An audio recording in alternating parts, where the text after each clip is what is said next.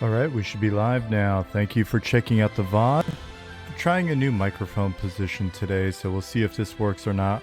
We'll see what happens when people actually come in. They can let me know. So if it doesn't sound good, if you're watching the VOD, if it doesn't sound good, we'll get it fixed in a minute once I get some actual feedback. I can never tell what's going on with regards to like the monitors or whatever that I'm supposed to be looking at here.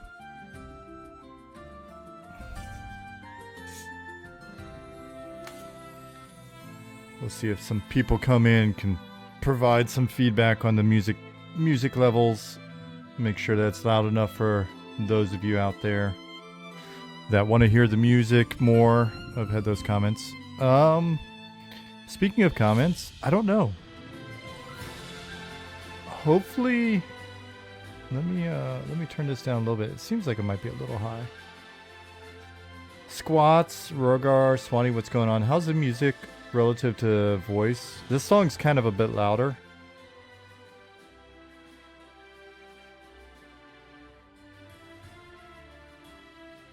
Sarenth Craft, Phantom Ghost, new face, Veteran NPC, Tiffler, Lazy Lions, what's going on? Rev Chumley. Alright, so after this song, it's going to be a little bit quieter anyway. So we should be good. How's my mic sound? I try to reposition it so I don't have to lean as far. If you guys are ever watching, if you notice, I'm just kind of like, I don't know, look like I'm rolling in my 6'4". It's because the mic's typically over there, and I'm trying to get closer to the mic, and it fucks up my posture. It messes up my posture, and all of that stuff. What's up, Fat Chunk, Nimmy Elf, Ethereum, Puddlefoot, Rezik, Weirdo, Vault, Queech, Florane. Good to see a lot of the regular folks in here. Not that you're regular folks, don't let me say that about you for sure. But people that are frequently in here. Dave Johnson, what's going on? Sounding like a county out of Florida. Sound like if two counties in Florida got together. I can say that. I was born in Florida. Dragon, what's going on? Cute. Dev Trav.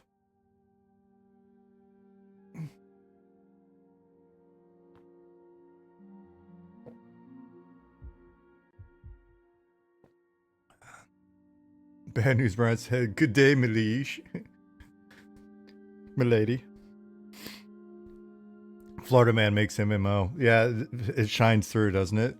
Thankfully, we've got some Yankees in the mix. We got some Bahrainis in the mix. We've got the Swedes, even the ones that are living in Finland. We're got Spain representing.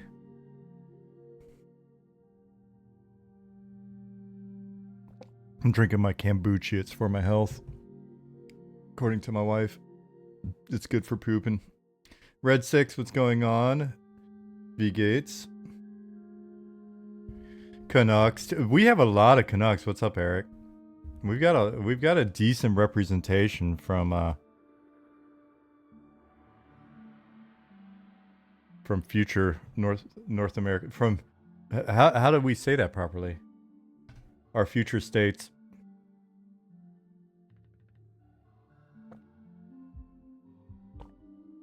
Hey, whoa. Oh no, I just lost some of the Canadians. Sorry, guys. Dave Johnson, thank you for the follow. I already said that, didn't I? Maybe I said that? Either way, thank you.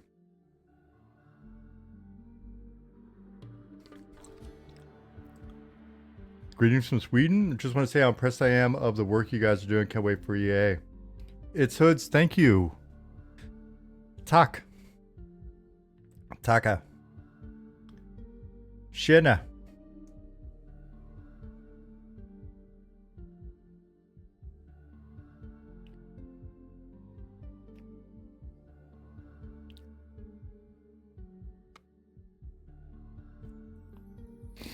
Hey, that's enough out of you traders. We're not getting into real world issues here. I'm just gonna I'm gonna call you traders.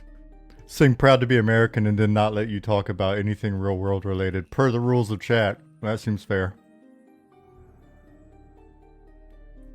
Quebecois. Quebecy? Quebecois? Quebecu? Sorry, Sarenth, I don't speak French. Zombiesy, what's going on? Daythite, what's going on?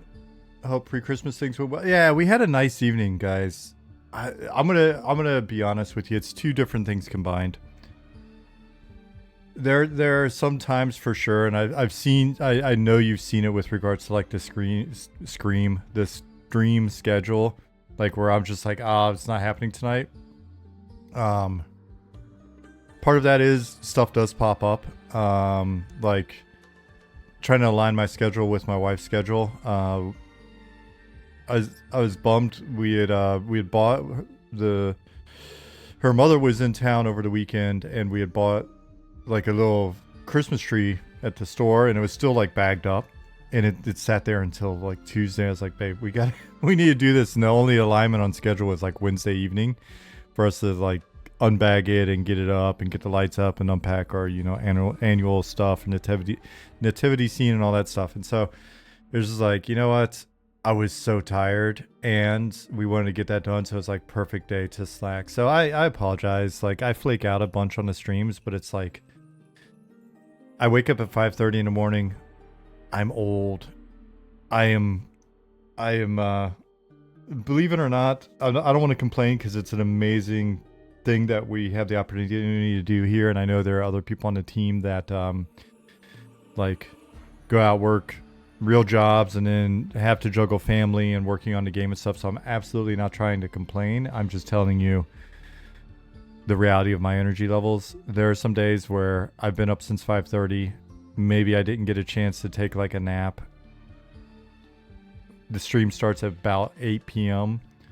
A lot of times lately especially, I'm trying to be here a lot, like at my desk getting shit done. And so by the time it starts rolling around to be stream time, I'm like, I gotta hit the gym to recharge. Dude, I have a gym room. And that is one of my few guilty pleasures during the day. Like usually my breaks from here consist of trying to hit the gym room, and walking the dog twice, afternoon, evening, before my wife gets home, shopping for dinner and cooking dinner. The rest of the time it's like desk time. Though I will admit, this week absolutely no gym. It was supposed to be deload week anyway, and I've got a new mezzo block, however you want to describe it, that's coming up, and I'm just gonna do some fun lifts for the rest of this. Well, this week's dead. This week's gone. For next week before the holidays kick off, just bullshit around and then start a new block in the new year. But hey, good to see you, Zaid.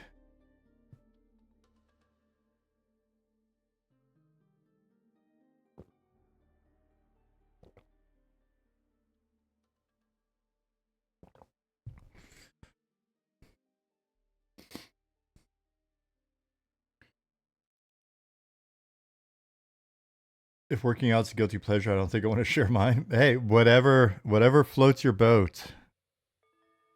But there are some things you shouldn't share online, on stream, where the authorities can see it. What's up, Telet?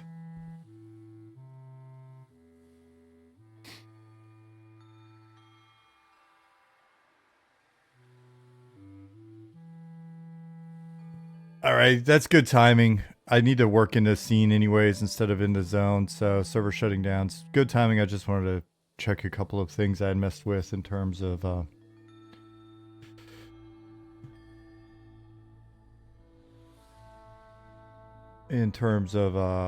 some little minor population changes going along with some of our changes.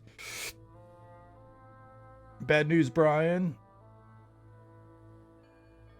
Danforth Pape. Is it Danforth Pape or Danforth Pape? Either way, Thanks, guys, for the follows. VoteRare47 said Florida-born, Bama raised, living in the UK. No shit. Where are you from in Florida? And what part of Bama? We've been on similar trajectories. Awesome hat on as the builder, by the way. Is that in the game proper? Yeah. And I think it comes in different colors. Fairly certain. Just one of our items. And the way that we do items, that allows for like a lot of interchanging of colors with the LERP system.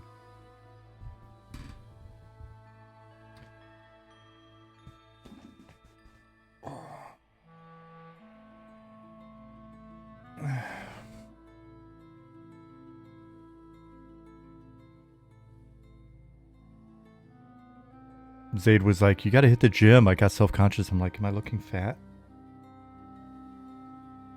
What are you saying, Zaid? Oh no.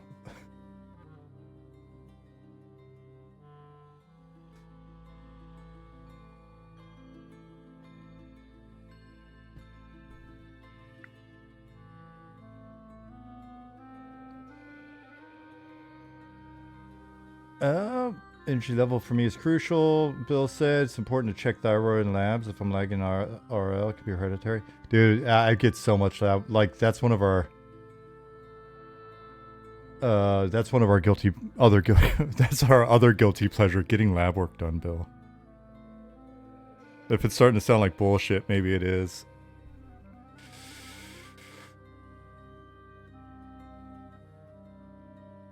Thank you, Zaid. Okay, I feel good now. I feel better.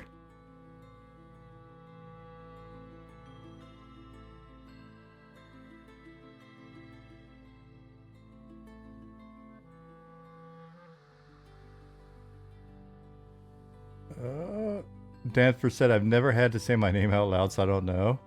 It's a Rush reference. As much as I like Rush, I don't get the reference, so I have to... I'm always trying to find new stuff to listen to while I'm working. And for whatever reason, this week has really been Led Zeppelin. Lots of Led Zeppelin. So maybe you know what? I think Rush is a good idea. I think Rush is actually a really good idea for the weekend. I appreciate that. Vorare said, Kissimmee and Northeast Bama. Right on. I'm from Ocala and Southeast Bama. My dad retired there because of Fort Rucker.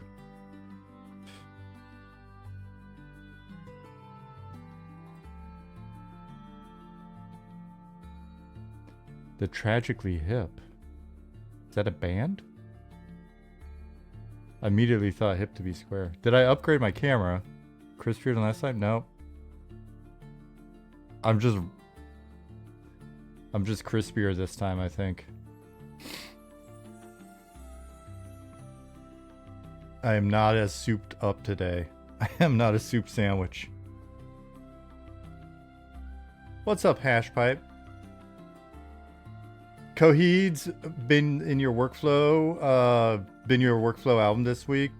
Dude, Hashpipe, whenever I think of Coheed, I think of like sitting in my tiny ass apartment in North Park, California. I'm going to click on that link and leave that up there for later, Danforth. North Park, playing EverQuest and doing my darndest to get on the EQ team. I think it was a lot of Coheed, because I thought it was like during that area. I thought it was like Coheed and Pinback, and what else were we listening to? Probably a bunch of like Modest Mouse.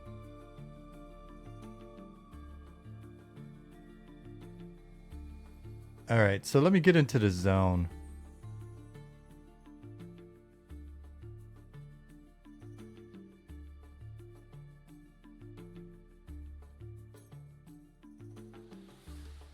You feel old now? Yeah, sorry. I mean, think about how I must feel then, Sarenth, if that's making you feel old.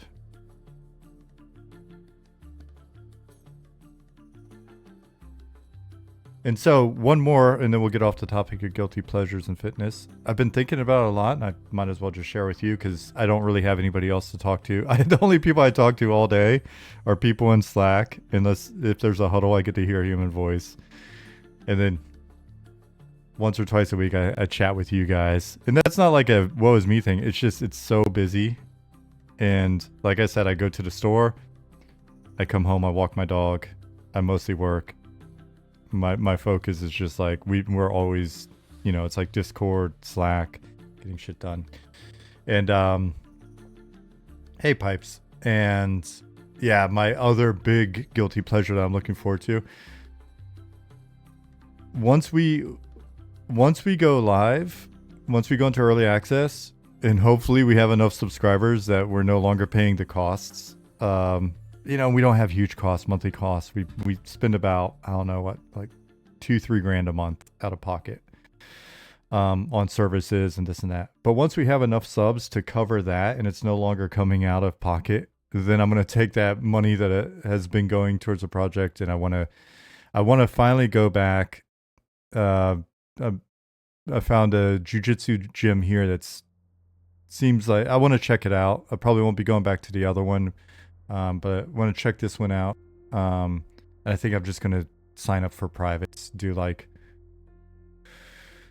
a few 4 privates a month, private lessons where I don't have to like deal with 18-year-old white belts and stuff, so I can try to continue to recover from surgery, but actually get a little bit of jiu-jitsu in. And I think that, there we go. That would be my big splurge for going into early access.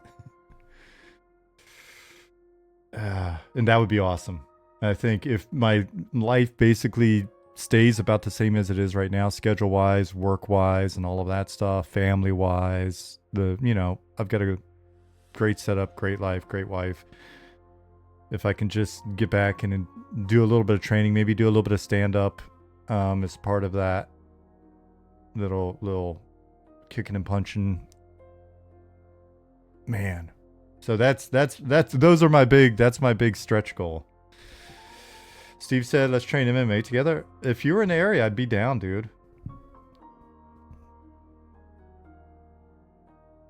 So this MMO is all just an elaborate plan to get jiu-jitsu lessons? Exactly. Finty333 and Sloyo, thank you for the follow. Stand-up comedy? Yeah, it looks like it. My striking is stand-up comedy. Speaking of striking, and also news item.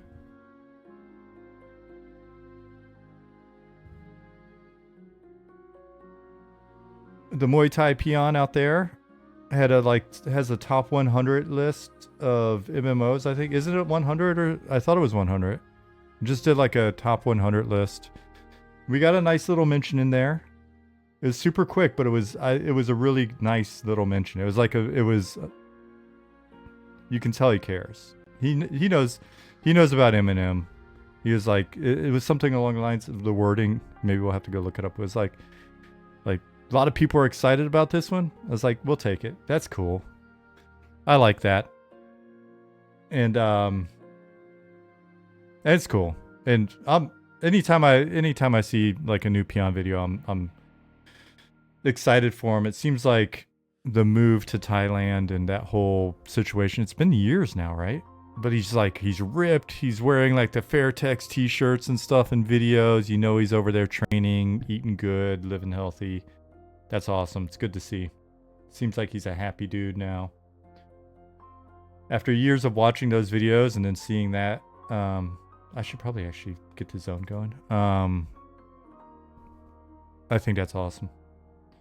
Yeah, oh, by the way, if anything happens and the stream crashes tonight, that's just the way it's going to be until my new computer gets here. I got word that they've assembled it, I think. I think it's heading to shipping now, so maybe I'll get it next week. It's coming from Munich, so it should only be like a day or two.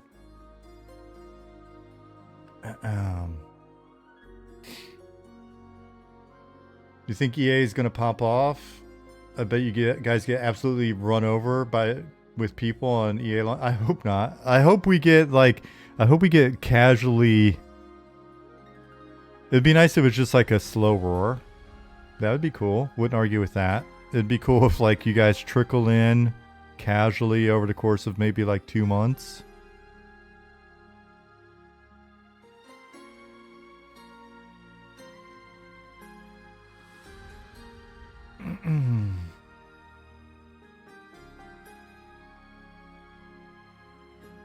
It would be, yeah, apologies in advance. Thanks. About to look like Black Friday at Best Buy. One of those wonderful Black Friday Walmart videos.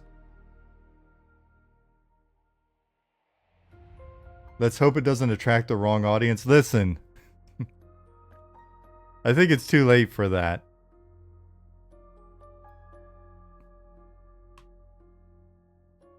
We got Squats the Goblin in here. Redress, yeah, exactly. See? Coot.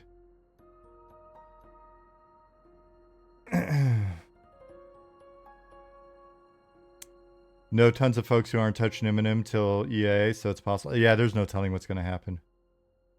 Yeah, Zayd's in here. It's such a mix, too. We've got a wonderful mix of the wrong audience. What would be the right audience? Yeah, Cad's in here.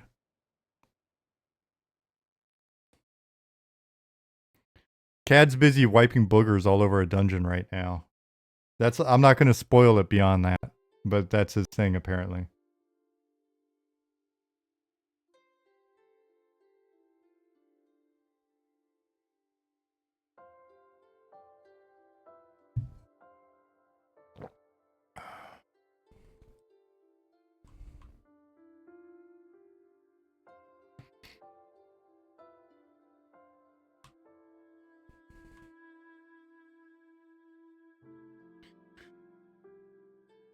Oh, Hashpipe said Poop Maker, nice name. Poop Maker's here.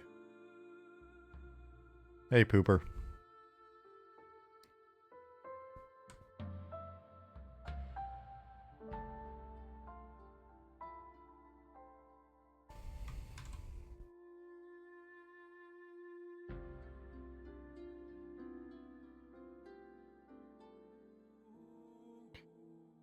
Born in Chaos 47, what's going on?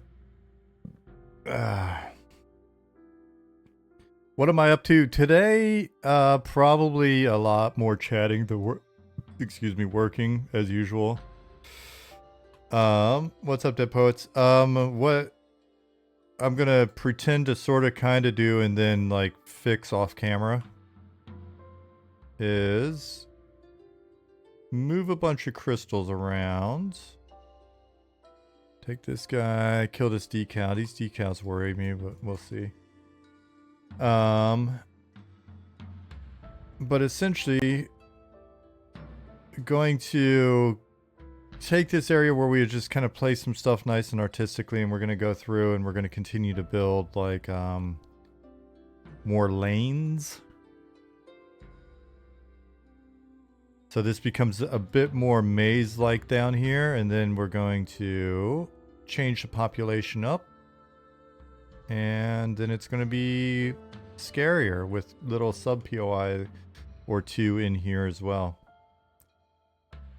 So, well, I guess if I'm going to, let me change that. If I'm going to move this guy over here, then I might as well maintain a decal on this one for a little bit. Oh, I did not mean to do that. One of those crystals is fake, and then you fall into a dungeon ravine, or they're magic and you get teleported somewhere weird.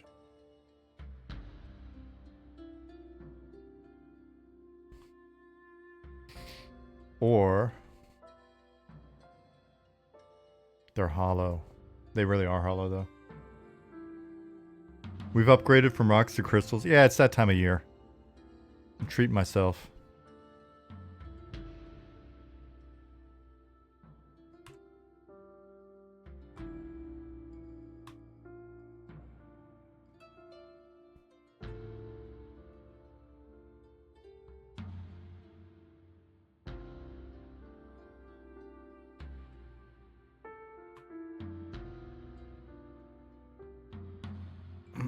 Crystal housing, that may happen.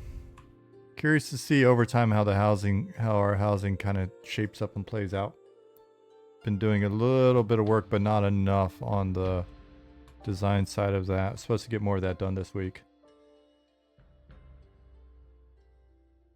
I need a black Santa hat. I've got a green one, but it doesn't show up here. And then I've got a red one. This is my business hat. I wear a hat. I'm either wearing this hat or a beanie just because if I don't, the shine off of my head, it doesn't really work on camera.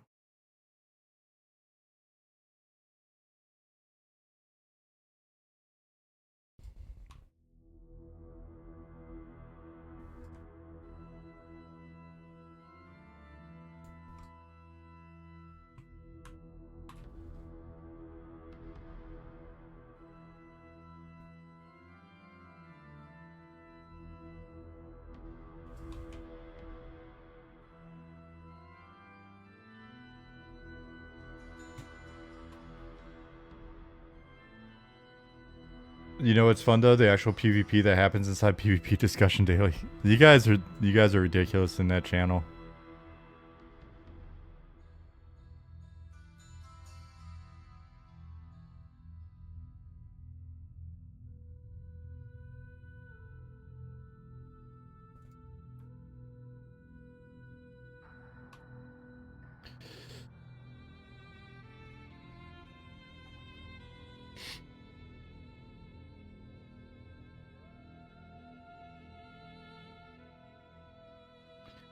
Chat's moving along at a nice clip, so if I miss anything important, feel free to repeat it or try to draw my attention to it or whatever. Apologies in advance. I'll try to keep on top of the conversation. You know, since people may be watching the VOD and want to hear some conversation and stuff, that's what we're here for. But also want to try to plug away at this a little bit as well, just because I'm trying to stay on schedule. Speaking of 2026 zooming away, that's one of the that's one of the good things about just having, you know, having our tasks, having a little bit of a schedule is as long as that continues to look like it's shaping up okay, there's never really any need for like a big panic.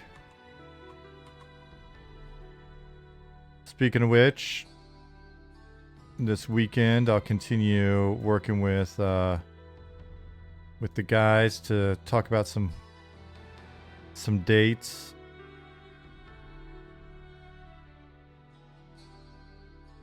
Put that stuff together for you per the update announcement.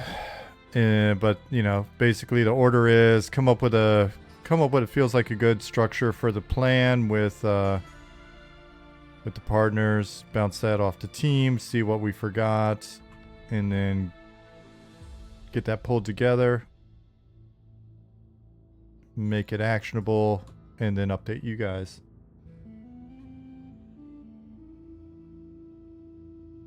Born in Chaos said, look forward to giving you all $15 a month. Appreciate it. If you guys can do that for a few months, that'd be pretty awesome. I think we'll be in good shape.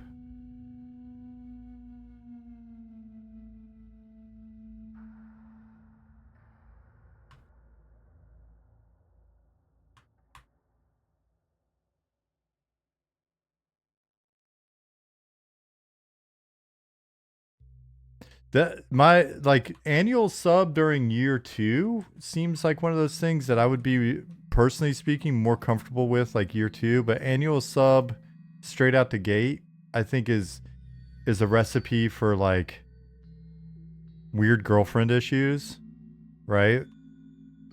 Where it's like you mean well and we mean well and all of that, and then you get a annual sub, and then you play and you're like, oh shit, I didn't realize that like I have to recover my corpse. And we're like, how did you not realize that? I just, you said it, but babe, I said that when you die, you're going to have to recover your corpse. Well, I know you said that, Sean, but I didn't think you meant it. And I'm like, no, it's part of. Did you not play in a play tests? Like, of course I did. Well, I don't know what you're trying to say, Sean. And I'm like, babe, you got to recover your corpse. Also, it's dark. Well, I thought, but with the gamma, I thought, were you're serious? It's this dark. It's dark, and the spellbook thing too. Yes. Well, I thought for sure you said this quest was going to be more intuitive. No, babe, I told you like 10 times. The quest isn't going to be more intuitive. We're going for it. All right, but like I paid for the full year. No, I get you. I hear you, but I said don't give us the full year's money. So, what do you mean I lost my level, Sean? Sean, it's not the changes you made, but the way you said them. Faith Fellowship fun. I feel like we've you've been there. We've been there, haven't we? So yeah. Yeah, maybe not an annual subscription plan straight out of the gate. Maybe we wait. Tsunami-san, speaking of... Tsunami-san, are you the same Tsunami-san on Discord?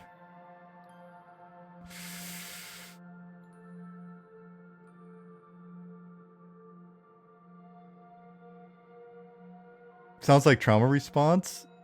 It's life experience. Tsunami-san said, yeah, I know, I was bad. Dude. I wake up, I'm drinking my coffee. I'm like, let me check in on Discord. This is always going to be fun. The Tsunami sounds like, you know what you said. I was like, I thought Tsunami-san liked this. No, it wasn't bad. It wasn't bad. It wasn't bad. It wasn't bad.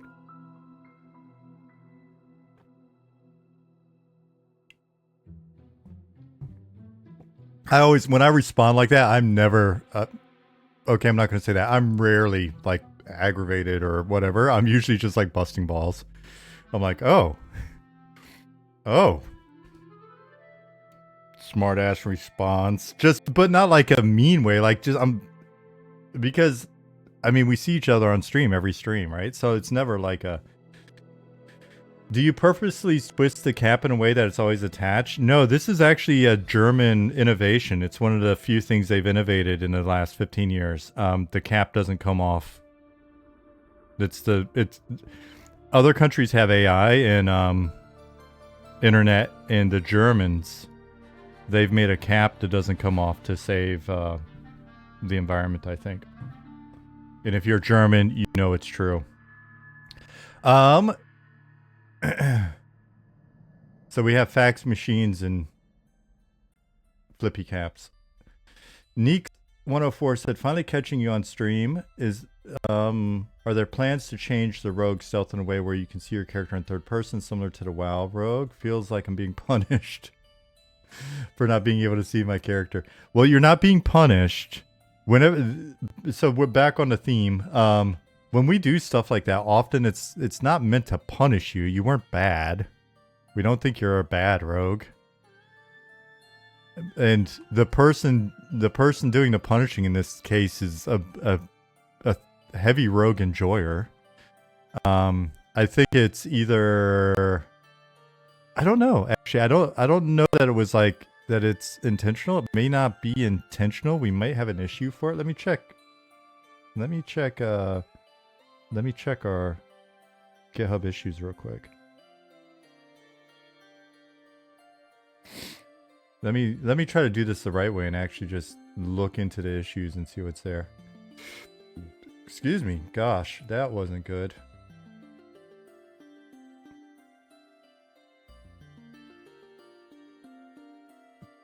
Check all issues.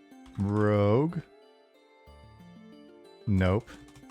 Stealth. Nope.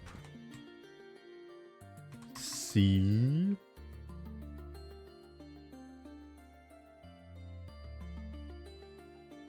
Okay, Nick may be punishing you. I lied. No, I don't know. Ping Nick. I could have sworn that it was something that we wanted. And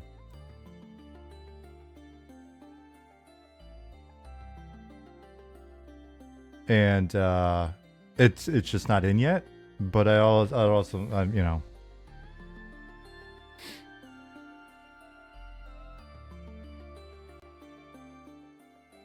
But yeah, when Nick's streaming.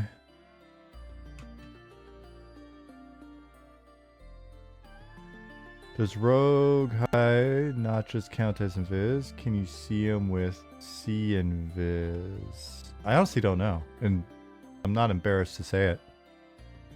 I thought you could see him with C Invis, but for some reason I would assume they would be different.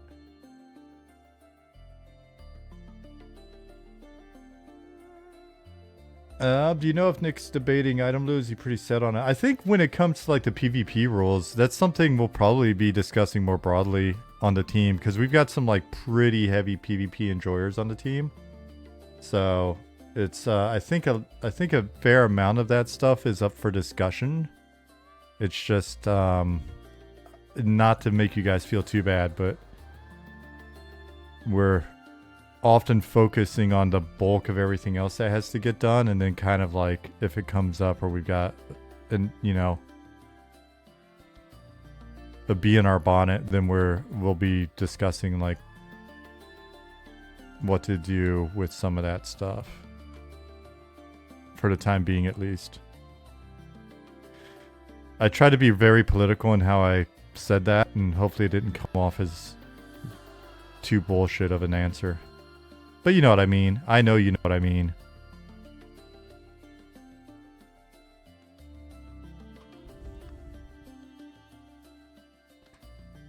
It's not that mommy doesn't love you. Mommy's got a lot of kids to take care of right now. And we know that you're gonna have plenty of fun with your brothers, with running around with pots on your heads, being complete degens.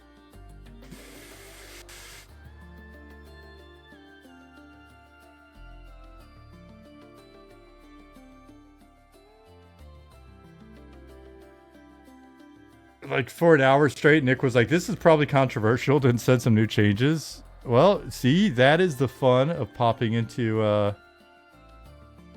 that's the fun of popping into Nick's streams. And then he gets to have the fun of dealing with angry druids, apparently. Is that what you're saying, Tsunami-san? Oh, the joys of game development.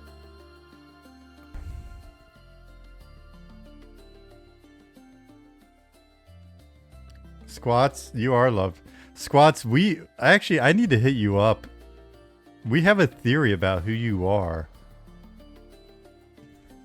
But I don't want to dox you. The pitchfork stream was fun. Did the druids attack him on stream? Or are they waiting? Oh, I should probably come in here and check scale relative to certain giant things. We love our squats, don't we, folks? He's the best. The squats video had me dying. My theory is you're not who the team thinks you are. But the line about I don't want to misquote it. The manual meat line.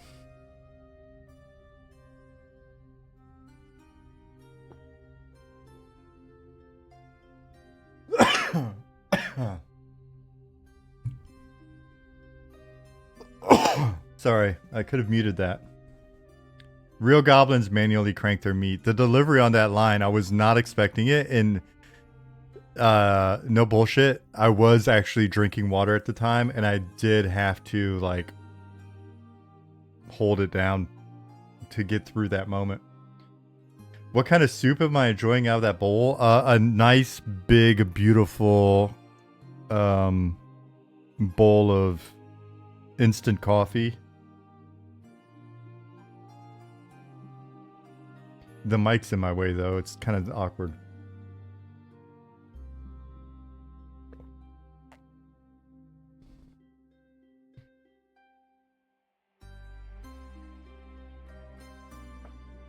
It's only two-handed because the handle broke off, but I refuse to get rid of it. So the handle broke off and I lost a finger, I think probably in the same year. So it's like this game of I'm eventually going to spill the shit everywhere, but for now it's like a nice challenge.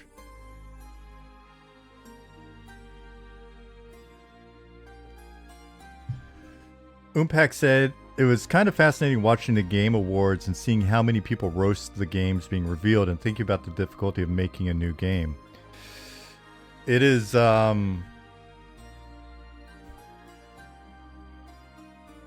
as easy as Reddit would have you believe. It really is not as easy as the content creators out there would have you believe.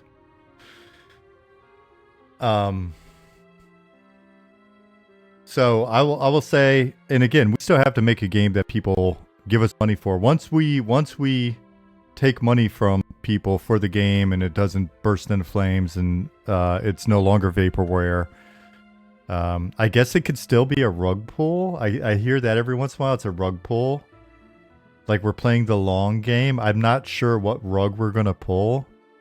We're pretty open about stuff. We haven't taken your money, but it may be, I don't know, the long game. We're going to get all your year subscriptions.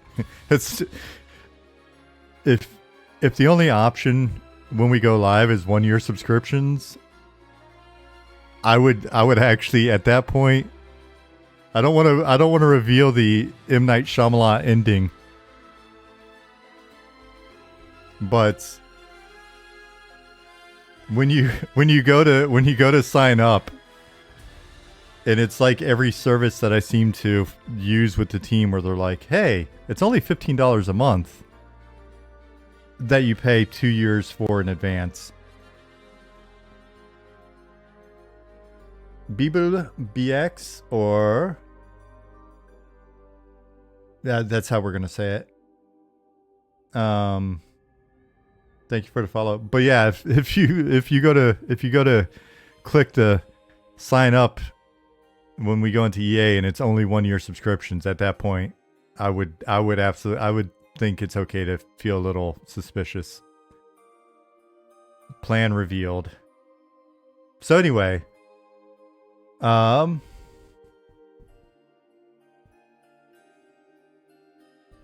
AOC's gone into EA on Steam. That's cool. Where are they at right now? Let me check their numbers. I think they should be at like 30,000 concurrent right now. Let me go find them. 1 sec. Refresh. Yep. 30,700. Good for them. Hey.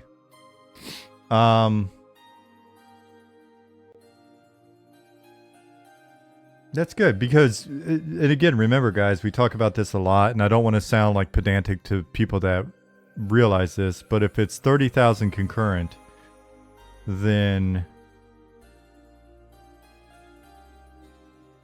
we're probably looking at somewhere around 4 times that many people played during the course of the day. Not accounting for login issues, but even then. So over the course of a day, if you've got a CCU of about, if you've got a CCU of 30,000, then I wouldn't be shocked if you had something like 100 to 120, 150,000 uniques that day. And then over the course of the month, the ratio kind of does it again. It's either 1 to 4 or 1 to 8 ratio you could play with that and kind of go, you know, over the course of the month. I would say 1 to 4 is extremely low for the types of games we make. So I tend to gravitate towards like 1-8. So it'd be, you know, or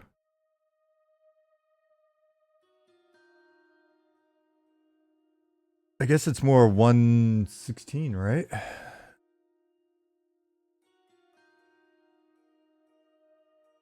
Because it would be 4 times your CCU, like your peak CCU would be your DAU, and then 4 times your DAU is your MAU, roughly. So.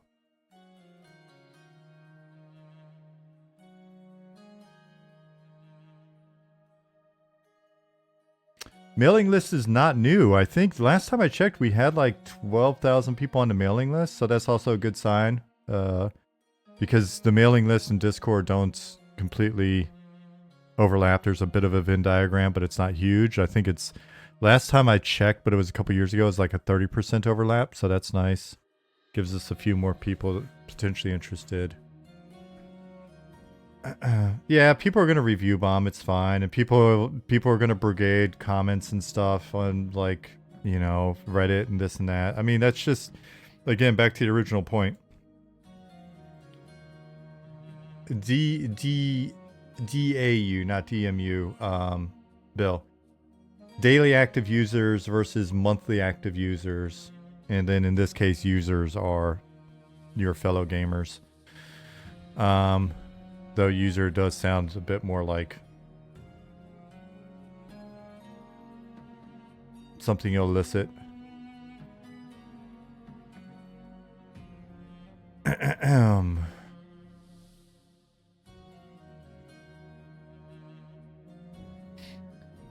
the end of the day, I mean, those things do have some impact, but a lot of people just play. And they don't notice, they don't know what's going on online. They don't know what's going on with the reviews. A lot of the people that are truly interested in the product will just wind up checking it out for themselves. And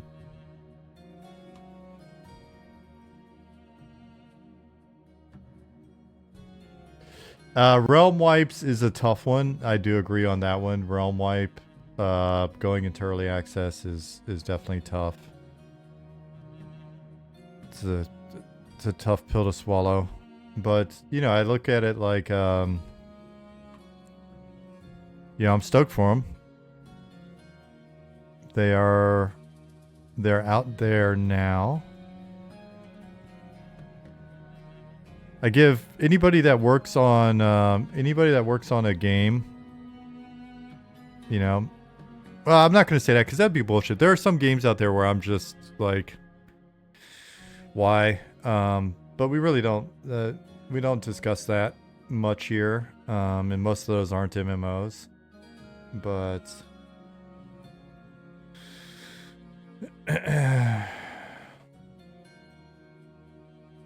and a lot of those have kind of, you know, they've done their thing where they've happened, and then they've lost their hundreds of millions of dollars, and then we've kind of moved on, and maybe that's part of the industry healing. So maybe it was just kind of necessary that certain games came out and stuff. Any big announcements? Will there be a video of this stream uploaded? Yeah, I'll post the VOD. It's rare that I don't post one of these VODs on YouTube.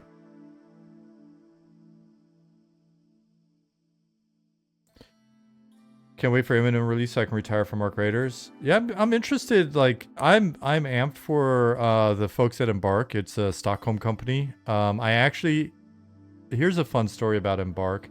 I had applied to work there when I left the last company and was kind of looking around at different things to work on.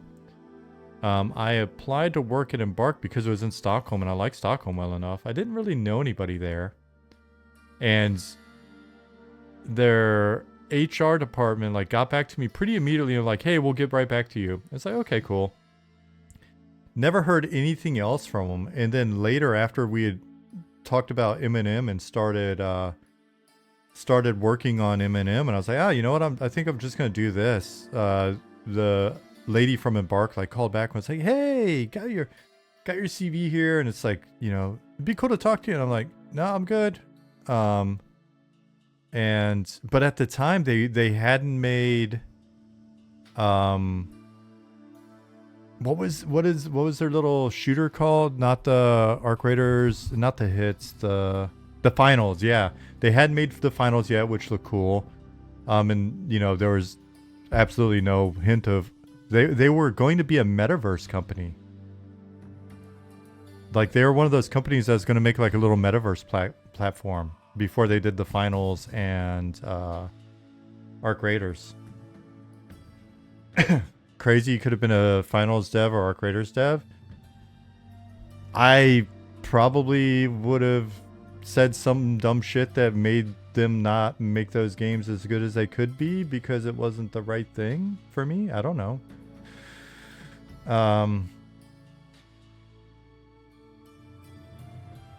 You know, that was not God's plan. I think it's crazier that I'm an M&M dev.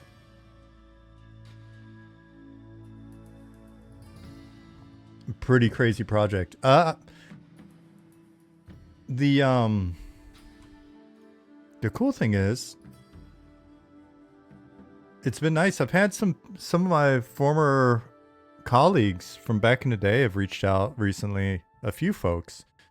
And it's just kind of cool to be able to talk about the game and where we're at with it and how we're kind of pulling it off and all that stuff. So it's pretty neat. It's pretty neat. You know what I mean? Like, I think I've said this enough times now. I don't want it to sound like super regurgitated, but like this was you know, this started out as kind of like a, hey, you want to try this thing? And it was almost like a, well, you know, I've got a year of not having to work and why not? It was almost, you know, this went from people looking at it like, oh, well, Sean's going through a midlife crisis. And then we just kept grinding like year after year. And my LinkedIn kind of more and more started to kind of go, oh, this guy's really doing this, I guess. That's interesting.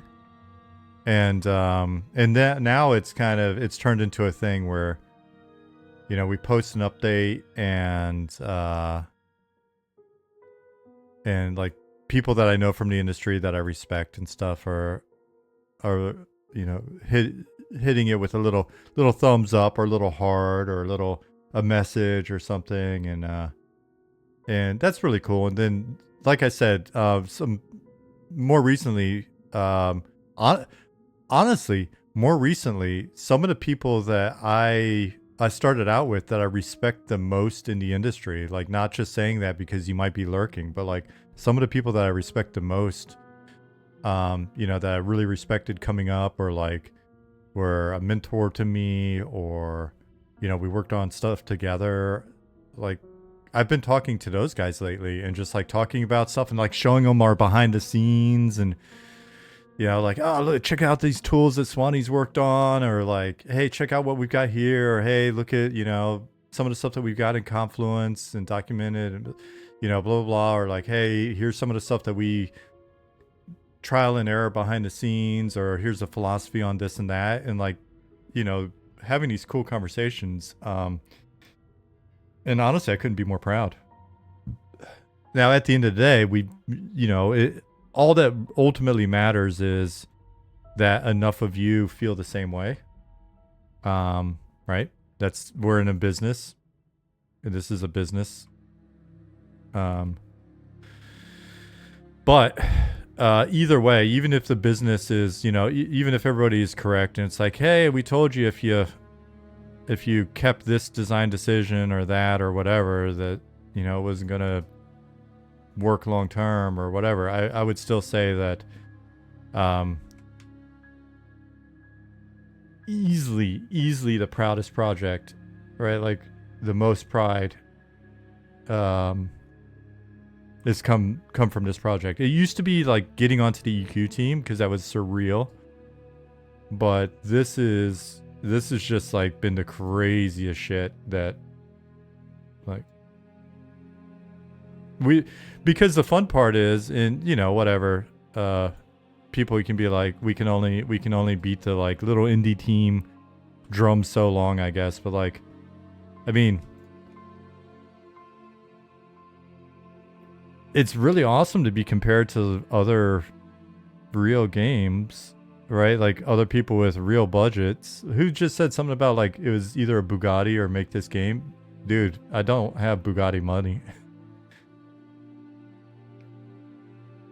I think I walked away from my last company. I had invested, part of my signing up to the company was like basically I want stock as part of my signing bonus. And like, guys, if you don't negotiate much, if you're going to new companies and stuff, I don't know what it's like these days. Maybe it's impossible or something, but I just found like so many people don't negotiate going into new jobs, especially, yeah, at a more senior level. So I would go in with like, I'd have just a spreadsheet of options of stuff that I would try to like negotiate. I'd be like, well, if you won't give me the stock, then what about a bigger furniture allowance? You know, like whatever.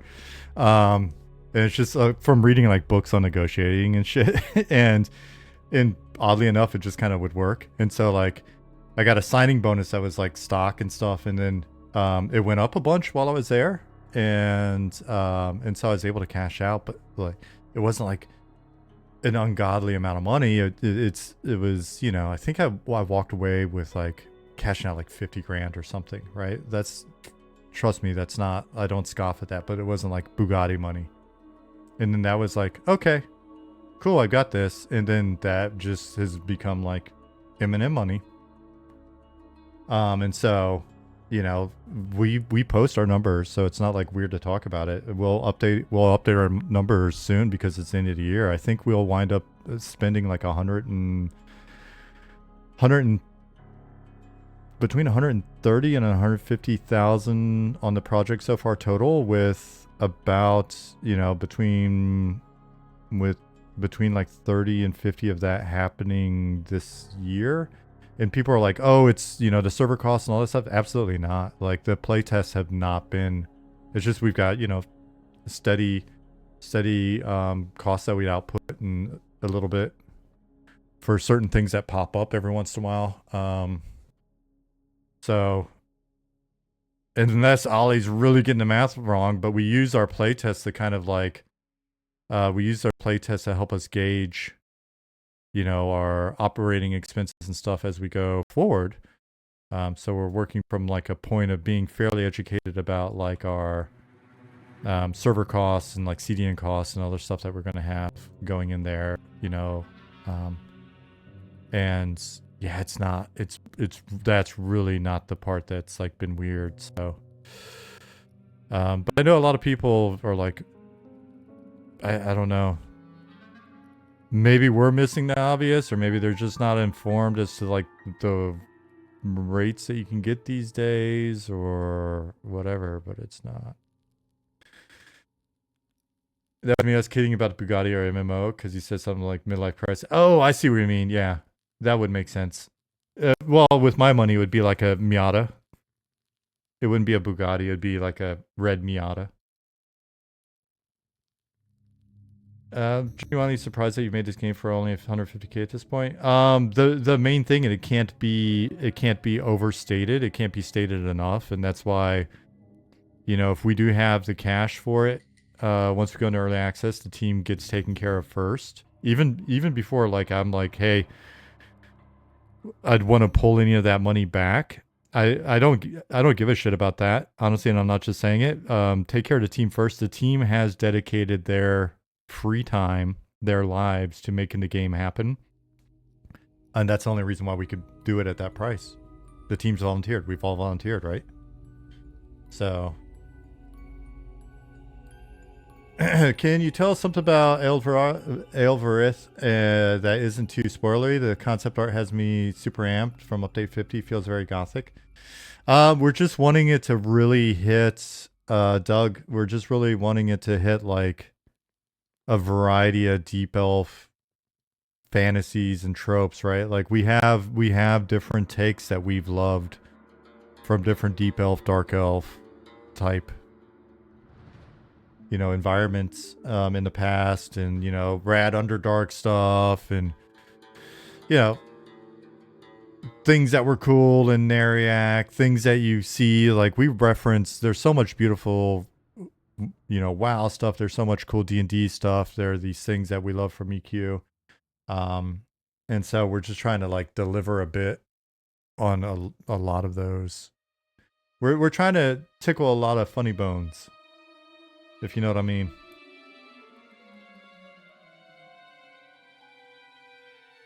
Excited for the traditional fantasy human city I've heard about. The Kanos to Night Harbor Freeport. Oh, so now the city on the far side of the continent is less traditional fantasy and more like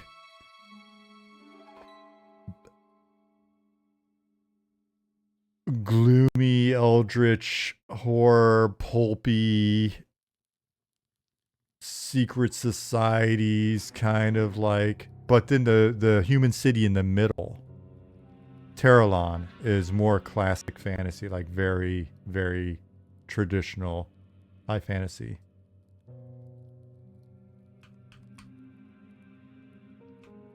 Yeah, so East Tim is a swampy, corrupt city on the East Coast.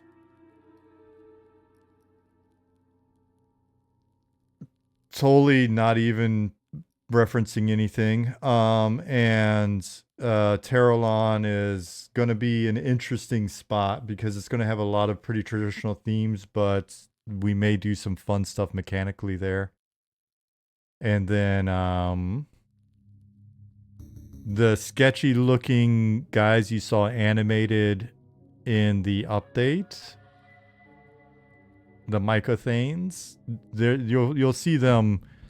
You won't have to wait until we go to the East Coast for that. They're around.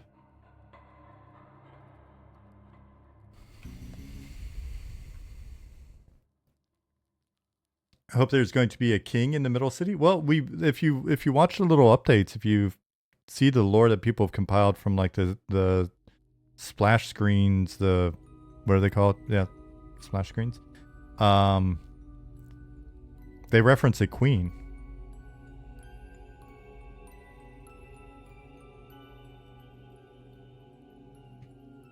And somebody asked what zone I'm working in the other day. Realistically, how far away are we from playable panda race? At the rate I'm going this Christmas, if I don't get some cardio in, I may find myself being more and more attracted to him, and I might pitch him to the team. That's a joke. Which races are Module 1 and which races are Module 2? We haven't specified Module 2 100%. We've kind of said it, but I feel bad now because I forget if we've officially said it or if I was just blabbing. The Module 1 races are the Deep Elves and the Deep Gnomes, even though the Deep Gnomes will have their own city later. Module 2, we've hinted at, but we have not. I don't think we've 100% confirmed, but we've hinted at you might see some trolls for Module 2. And then we'll go from there. So I think we've hinted at that. The team will be like, I think we've said enough of that. The team's probably upset at me. Let me check Slack.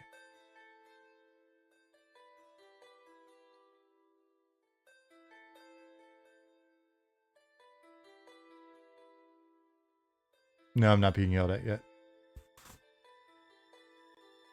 You just want a female troll named Barfly? Idri Solo, I might find you in game and slide into your DMs.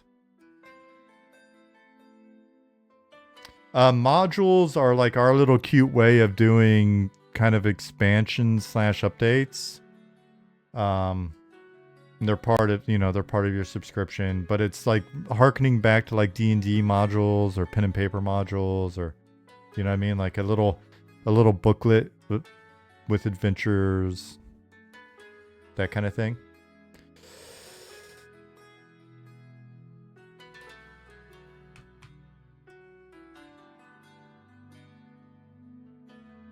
And I'm very much joking about pandas, Bill.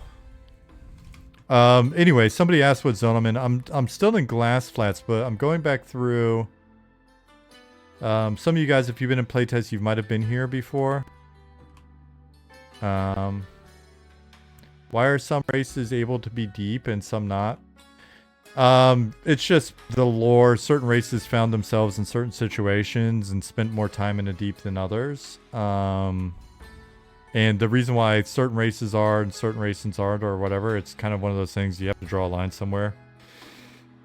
We've gone... Oh, this was... I guess this is the end of the little ramble I started earlier. The feel-good rant. It ties back into this. Like, we started this before we got, you know, like Zukin and Goblin and other people on the team. We were trying to eliminate as many races as possible. You got to realize, like, this project, for those of you that are newer here or whatever, this project was, let me see, I'll bring this up. Let me go to here. Let me go back to the old code name, Project Nostalgia folder. Let's find an old... Let's find an old screenshot of the game. Alright, like... No, that's old. The original effects work, but I thought I had a... Pictures here.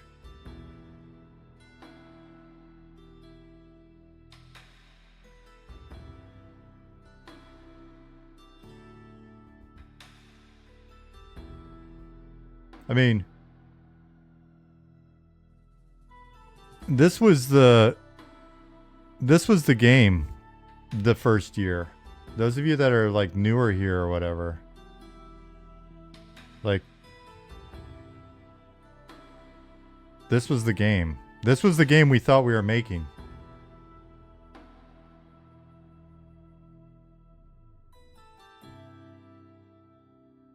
Like, we didn't have art. We were just making shit. We were working on gameplay without, like... Dude, look at the bat I made. You were not a believer back then? Don't worry, I don't think most people were. No shame in it. Like, that's a bat. You know, like... And so... We wanted to make a game, and we weren't sure that we were going to be able to make much more than this. We thought we were going to be able to, you know, pay some people to make some stuff, and then we would slap it together, and then we would have a and then we'd have a little game. So when people are comparing us to like other games or holding us to an extremely high standard, then that's really cool. That's a cool compliment, and to us, we treat it as like a sign of accomplishment, even if we don't meet everybody's vision of what the game should be.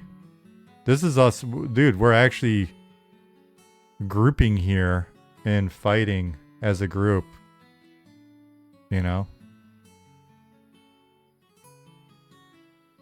Do we have a legacy model that resembles the classic bean? There might be a reference or two to the capsule man, right? But like the unibrow, that's his eyeballs and his unibrow, but they have little hands. Right? Like, I animated the shit out of these guys, too. The animations, I think, were actually pretty stellar.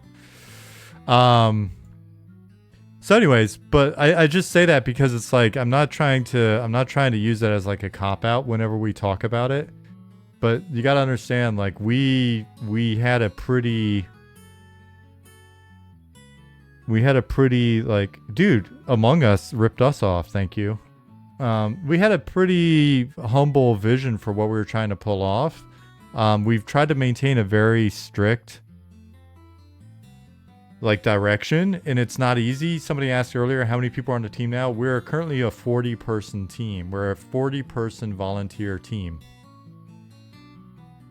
If anybody has like managed teams before, if you've worked in a team environment, you know that it's not the easiest thing in the world. And so that I think is a testament to how good the team works together. And you know, everybody on the team's just like individual sacrifice and professionalism and desire to make this thing happen. Cat is a lot to manage, let alone 40, much less 40. Yeah. And so that's kind of where I was going with my little ramble earlier was, you know, when people are like, hey, this isn't right and that's not right, and sometimes it feels like you guys are just throwing shit at a wall to like see what sticks and this and that. It's like, guys, I hear you. And I'm glad, I appreciate that you're holding us to an extremely high standard. That's awesome. That maybe that's a good sign. Maybe that bodes well for us because like you guys think of us as legit. We're trying to be legit, and then hopefully we can not disillusion too many people at the end of the day. So 40 not in the same building is really tough, to be honest. Yeah, 40 people that haven't met each other with the exception of 1 or 2 here and there. Totally distributed across many countries, many time zones. You know, like, and it's a lot of it's in text. You know how easy it is to like say shit and have people take it the wrong way in text, right? We don't do a lot of video calls. We don't have a lot of meetings. So think about that. And all of that is right. You guys know what's up, right? And I'm the worst at it, but sometimes it's also good because I'll be like, what is that? What does that even mean? I walk away, come back, what? And then I'll go work out or something, come back and be like, oh wait, no, okay, no, I totally didn't even read like 4 words that are a part of that sentence. That was like, okay. And then I'll just be like, okay, cool. Hey, you know, and I think the team in general kind of has been able to do that. So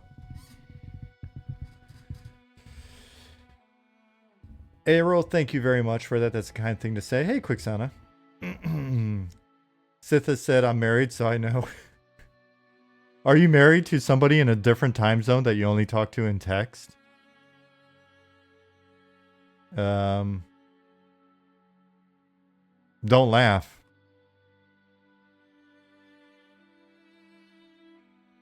We, I know a person who's been in that situation, and hopefully, prayers given, fingers crossed, whatever you're into, like, hopefully that's no longer the case for them. I'm super stoked for them, to be honest. Yeah, it's just, it's a crazy world we live in, man. Like, the interesting stuff you can pull off.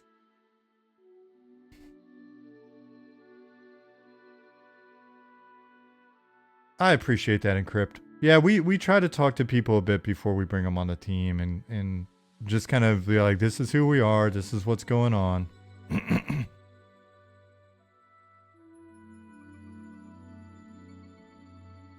This is what's expected of you.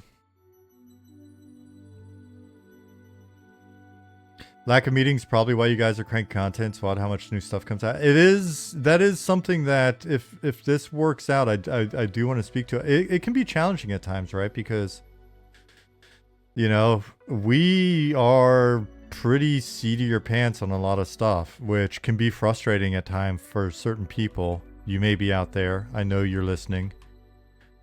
It can be frustrating. And again, it's one of those things where I just try to remind the team, it's like, hey guys, I understand that you would prefer like a full design doc.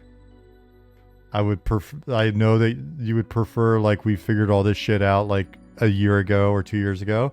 Sometimes music's too low again. It's because this one song's pretty quiet. Here, I'll turn it up a little bit. But thank you for telling me. And then if it's too loud in a minute, let me know.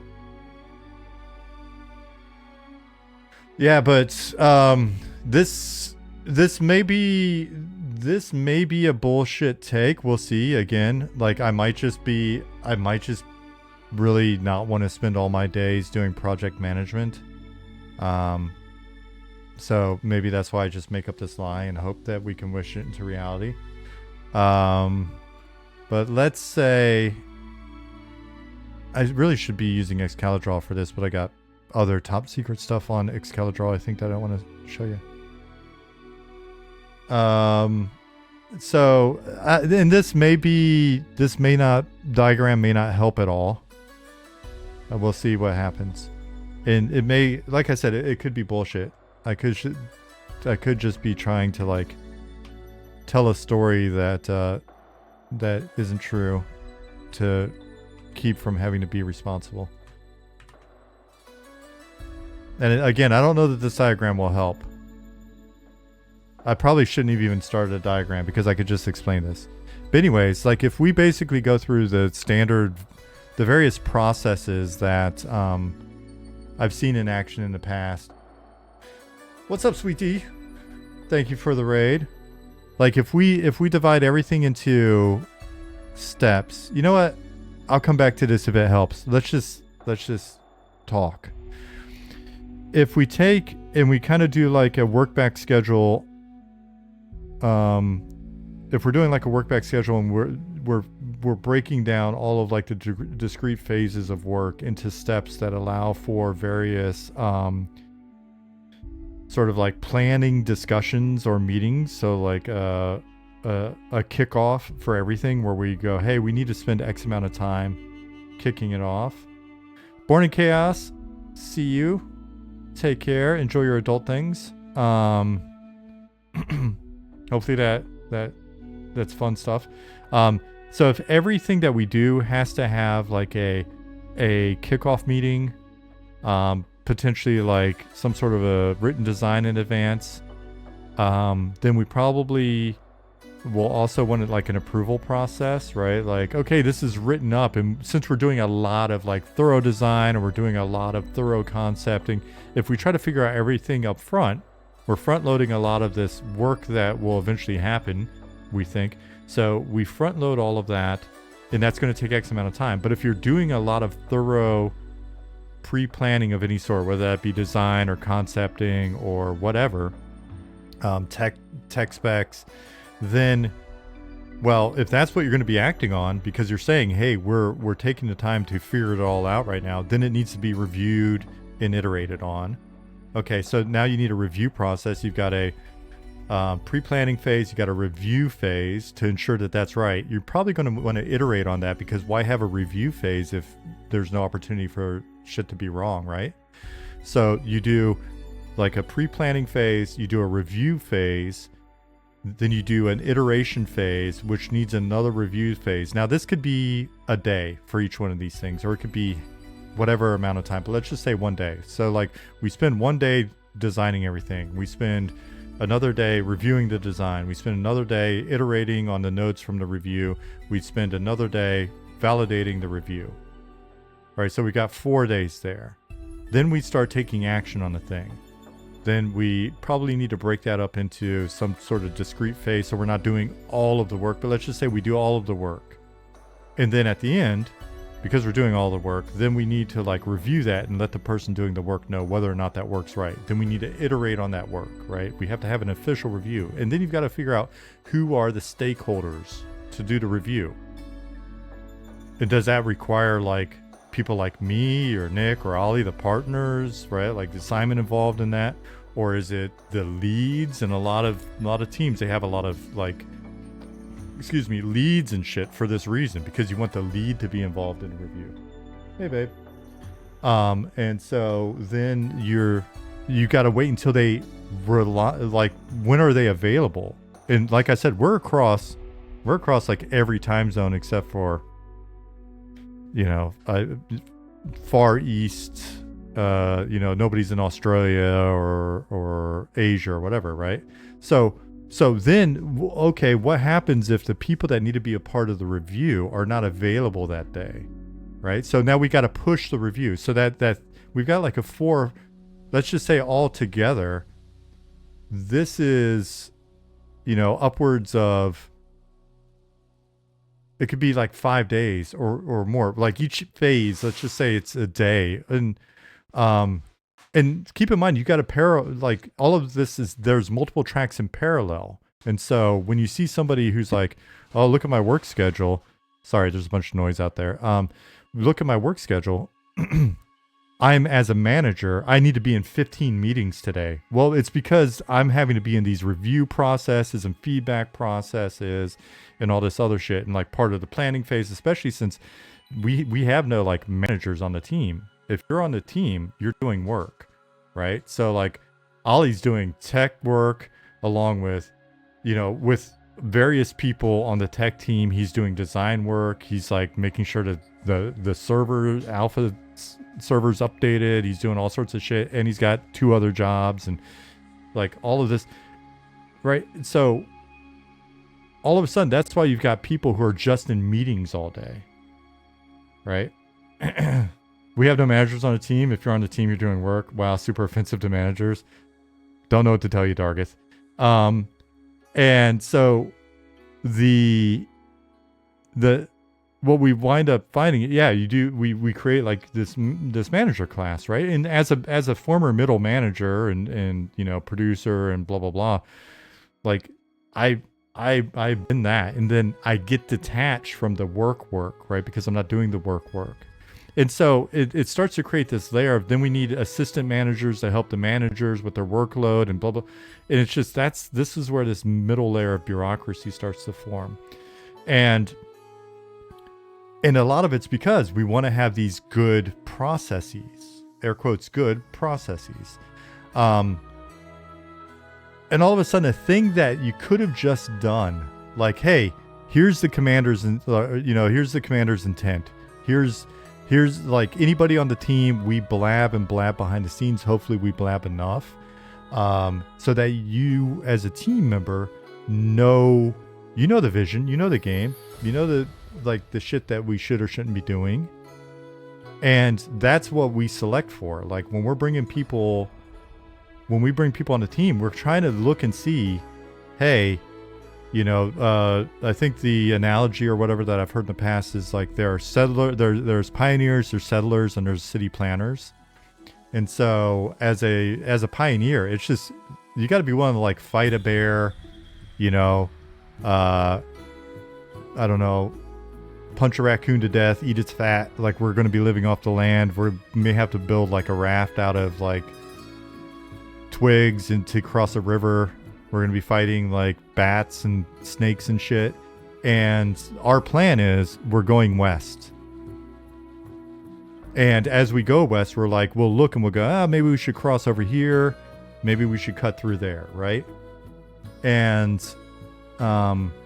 But then really it's kind of like on the individuals to be able to deal with uncertainty, to be able to improvise, and to make the right choices based off of kind of like our understanding of where we're heading in the general game that we're wanting to make and all of that stuff. And so the thing that I'm trying to like loop this back to is essentially it sucks to have to redo work. It sucks to have to like you put something in and like, oh, that shit's not right, and you have to remove it. Or it sucks to like find out I understand this. I've worked with programmers for 20 plus years. I know programmers most of them hate to like implement something and then find out there's like some other requirement that means the whole thing maybe wasn't architected correctly or whatever. And I get it, but the thing is, redoing a little bit of work every once in a while, going in a slightly wrong path every once in a while, is less total wasted time than all of the built-in wasted time in these heavily like process laden setups. And it creates a culture of asking for permission for everything, or going to this other person to have them tell you what needs to be done. Right? So I'm going to scroll up because a couple of you guys, I think, have said some stuff on this. As someone who works in the public sector, the lean approach is music to my ears. Yeah, I mean, and this is, for years in corporate environments, I've heard about, I mean, I got my Scrum Master certification in 2006. I've done like Scrum, you know, like I've been in like Scrum environments. Somebody I think I'll get to in a second, you know, like I've worked with Safe, I've been through a lot of shit. I've read about Agile forever, and I've worked with like people who are, you know, chief people officers who talk about like, we got to be agile, guys, and that's why we need a mission, vision, and like values statements. And that's I sat at a company where we spent a year like working on mission, vision, and values, and the output was like, huh?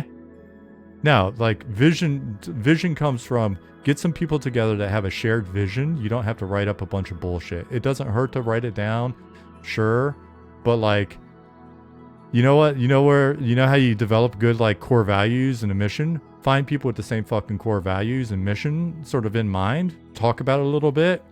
And then as you need more people, like add more people that are like you. Oh no, you got to get like random opinions. We need as many random opinions as possible. No, we don't need a bunch of random opinions. We need critical thinkers who have different life experience that can bring that in a professional manner and know how to read the room and go, hey, you know what? I think this experience that does differ from yours, like this plugs in here. Or dude, we have 25,000 people in Discord. We get a lot of good random opinions, and then we sift through that. And despite what some people say or think, we don't just go to the same 5 people and they don't tell us how to make the game. Right? Like we take in a lot of random stuff, even if we're not commenting on it or in every thread. We read a lot of stuff. We share a lot of stuff behind the scenes. And so, but the core operational unit, the functional unit, somebody said something that sounds Ranger-like. I've made the joke behind the scenes that like, we're not trying to make like, this isn't a hippie commune. It's a commando squad. This is the A-team, right? You know, we're not trying to be like a flat hierarchy, you know, a flat org so that it can be hippie, trippy, dippy. It is, we're flat because the expectation is that everybody is fairly mature, fairly responsible. Okay, I take it back. Most of our team is not mature. Some of the best people on our team are super not mature. But it's one thing to... it's funny, like I'm like self-censoring sometimes. You guys know, you've been here, you know how I talk. It's like there are like, you know, telling a dick joke or something and being silly is one thing, but like being professional enough to know when to be a distraction and not be a distraction even, right? So anyways, Arctic Cell, Wayo Heyo, and Figmant75, thank you for the follows, guys.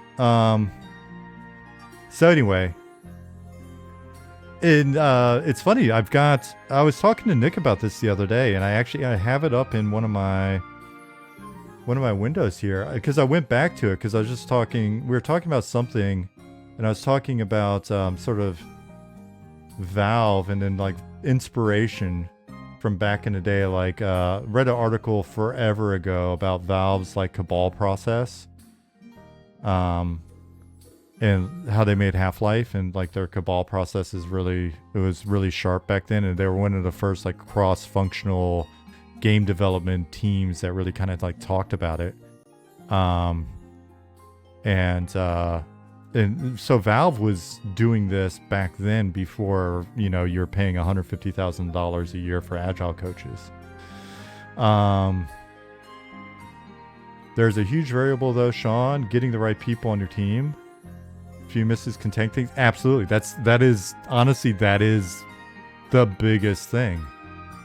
That's why I know it sounds like, I don't know, like, you know, the team pays me to say nice things about them, or I'm just trying to like butter them up or something, butter their biscuits.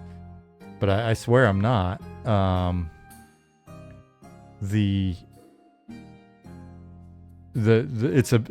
are in the people business. We are people, and this is why I think a lot of the AI shit is just bullshit. Because we're making, and I've already done this rant, blah blah blah, so I won't get into that. But I think tools can get better, and it can make it possible for smaller teams to do more. So absolutely true. But anyways, if you guys have not read the Valve new employee handbook, look it up. It's really cool. But like everybody, over the years, I've worked at companies, and everybody wanted to like work at Valve, where you get sort of like the freedoms and stuff that you get there, but it's a lot of responsibility and work. And I've noticed that a lot of teams, I'm like, you're just not ready for it. And this was one of the arguments I've had with, like HR departments or chief people officers and shit like that.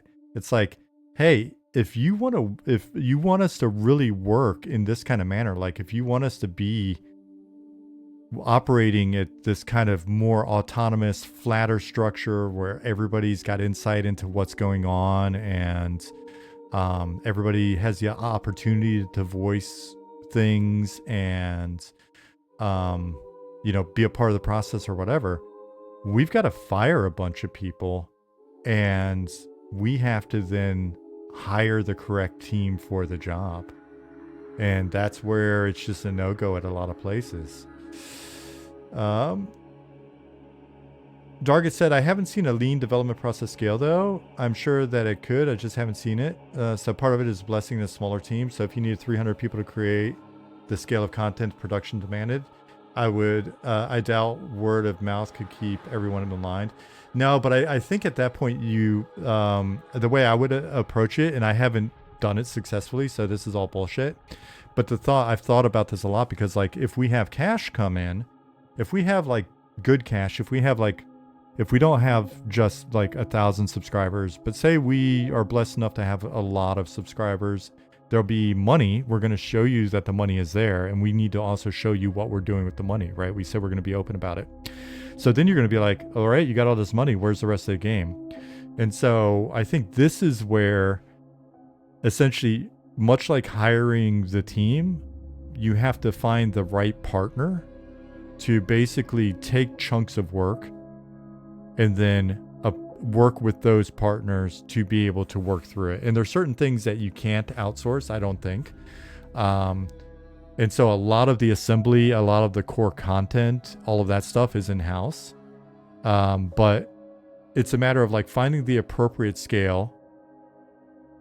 And again, that may be finding for us, is it getting a couple more people that can be full-time? Because not all of our team will ever be full-time. There are people that will always maintain their day jobs, right? Expedition 33 style development, right? That was like 200 people, 200 plus people. And it is, have your core team that assembles, polishes, make sure that the experience that the customers, the players, are getting is one that has filtered through us, the core. But we leverage scale externally. So we've been talking to the same potential outsource partner for 3 years. I think if you go back and watch VODs, we've been talking to John and his crew for at least 3 years, maybe 4, right? And it's like, we think these guys are the guys that will work with us, right? Those outsource partners likely have middle management, project managers though, right? So I'm not sure I'd consider it lean development. Oh, I don't really care what it's called. I'm not looking for like to adhere to a label, man. You can't put a label on me, man. What I'm saying is, all we care about is whether they've got like middle management or project managers or whatever. All we care is we say, hey, we need you to do this work and get it back to us by this point. And then we pull it back into our process. The part where I think it is important is, no, it's good conversation, especially from Dargith. I love Dargith. I'm just busting balls with the whole like, can't put a label on me, man, but my delivery may suck, so it may not sound like a joke. So what I'm saying though is the thought, and again, this may prove to be bullshit. But the thought is, the concern is not scale. For me, at least, the concern is scaling the culture. Right? So if we have the ability to surge capacity without altering our core team in terms of the chemistry, I worry about chemistry. I worry about, like, if all of a sudden I've been at like 3 studios / companies that have scaled, and they went from like smaller 1 or 2 games or 70 person, 80 person studios to like 200. And the culture changes, because if we're bringing all of that in internally, then invariably it will alter the way that we work. People that were once like just key commando type people are now managers or managers of managers. And the thinking is, rather than potentially impact our culture, always keep the company really small. And then if we want to do more, we look at how to basically to develop the capacity to do that in a way that doesn't alter who we are as a core team fundamentally. If that makes sense. I don't know. And so that's kind of, because then the thing is like, all right, so say we need these people to surge X for now, but then what happens if we don't need them in 6 months or a year or whatever, right? And then do we spin up bullshit projects to keep them occupied or whatever? Anyway, like, this is a whole bramble field that we can go crawling through. This is the kind of stuff that when I'm not thinking about elves and squirrels and shit, and not thinking about direct team management, and not thinking about all of my news stories every day, the world at large, like, scaling organizations and stuff is, I love it. I like read books about it and stuff. You know, I always wanted to be, I never wanted to be a CEO at a company.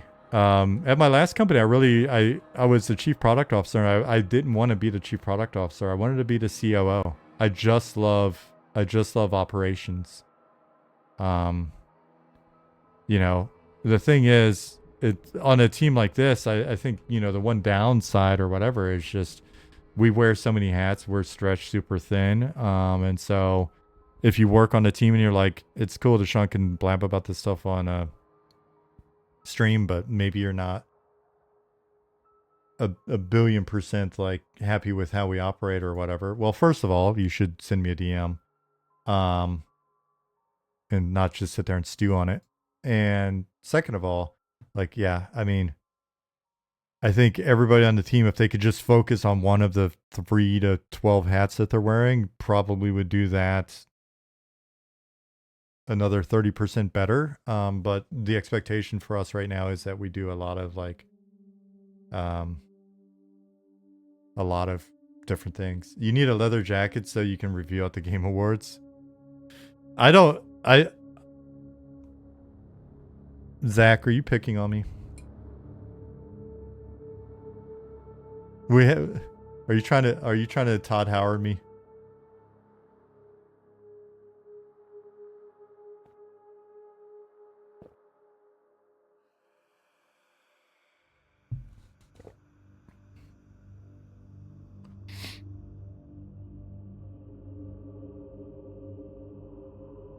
Unholiest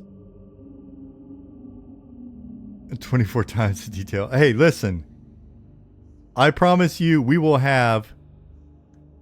will be no more bugs in our game than in any other Bethesda product. Our game will not be any buggier or less buggy than any other Bethesda product.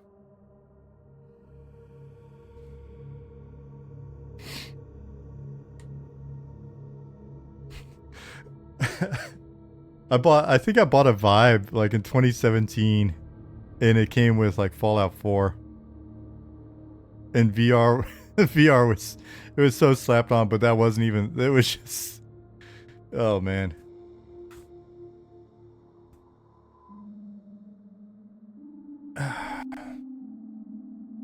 Anyway, thank you, Unholiest.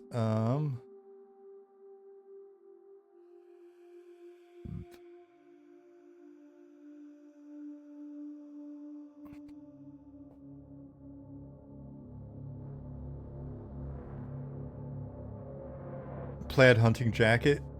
Well, I mean, it got warm in here, but I.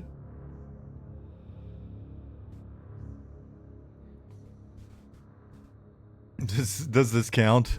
This is part of my daily wear. And then my wife made me a flannel as well, from scratch. She's pretty. It's crazy the stuff that she knows how to do, and she knows how to do it because she reads the manual. I do not read the manual.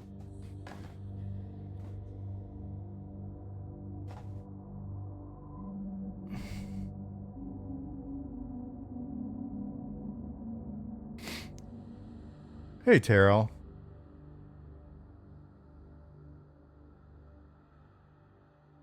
Oh, wow, I honestly didn't see any of that before the offhand comment. Fabrizio says, curious question about the computer game business risks. Sorry if it sounds cynical. Don't the individuals in your team take a lot of risk working for free all the time with no guarantees? 1000%, absolutely.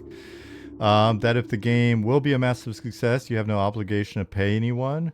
And if someone asks for pay, knowing that there is money in the company, you can simply ask them to leave because you promised nothing. Yeah, in theory, we could be horrible, horrible people, and there's all sorts of ways to create contracts that may provide the sense of security without security. Darkest said, in theory. Again, if you guys just got in here, if you see that the only subscription is the 1-year subscription when we go live, then you know you finally figured out what the actual rug pull is. Poor team. Yeah, I mean, the thing is, I would say,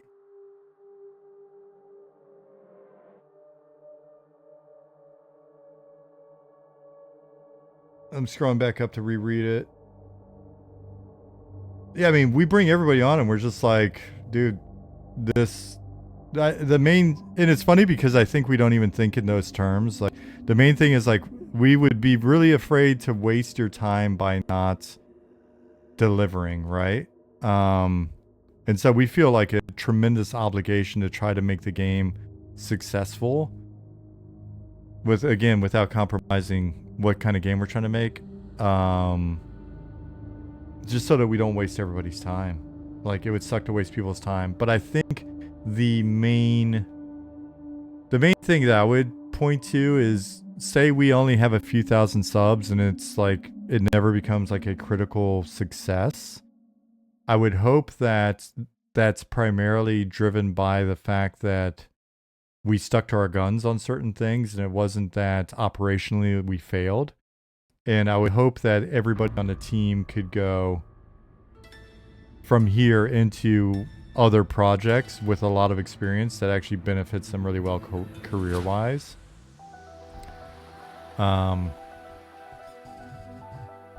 Yeah.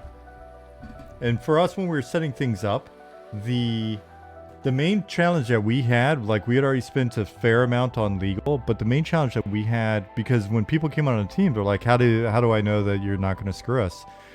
The main challenge that we had, and this is something that, especially now that Baloo, who is in here,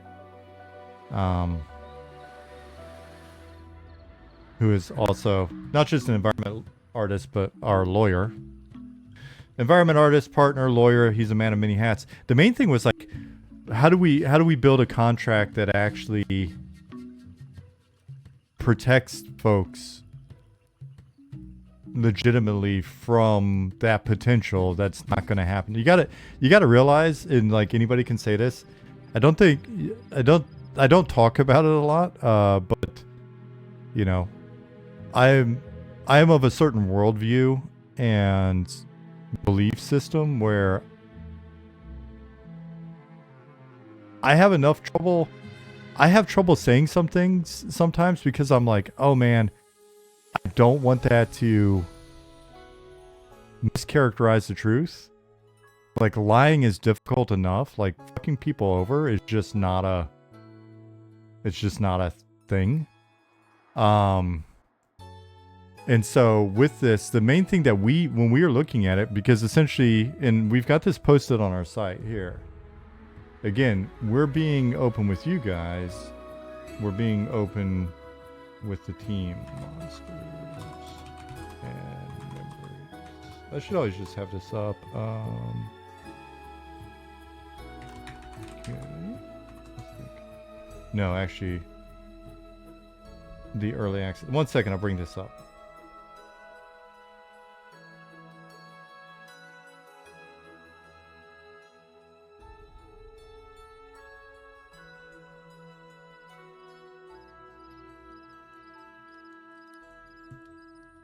All right, so this page, costs.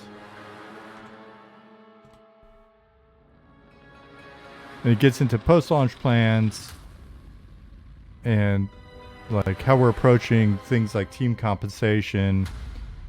And yeah, I think now that we've discussed like what the actual salaries we're going to be, like our flat salary approach, etc. That's one of those things that once we've got an idea about whether or not there's going to be cash coming in, we can formalize things more and more. Essentially, as we go into early access, the relationship with the team is absolutely going to be formalized, because we've got to like start covering, you know, for the people that we can afford to pay. And again, all of this depends on the number of subs that we have, etc. The people that we can afford to pay full time, we'll be working through a service called Oyster HR to bring them on. And then we'll be able to take care of like things like, you know, all of the benefits that they need. Essentially all the stuff that we wouldn't be able to do without a service like that, just because it's a bunch of different countries, a bunch of different states and jurisdictions. And those guys are going to be able to work through the tax law for us and all of this other stuff. And so, yeah, the hope is that as we go, we'll have a better sense of like, we'll be able to afford this many people full-time, this many people part-time. And then for essentially the whole team, we want to be able to allocate a certain percentage of the profit that we have for just profit share. And then just continue to do that for as long as there's profit. So that even the people that can't work, can never work full-time on the team, are able to get profit share, and everybody's able to get phantom stock.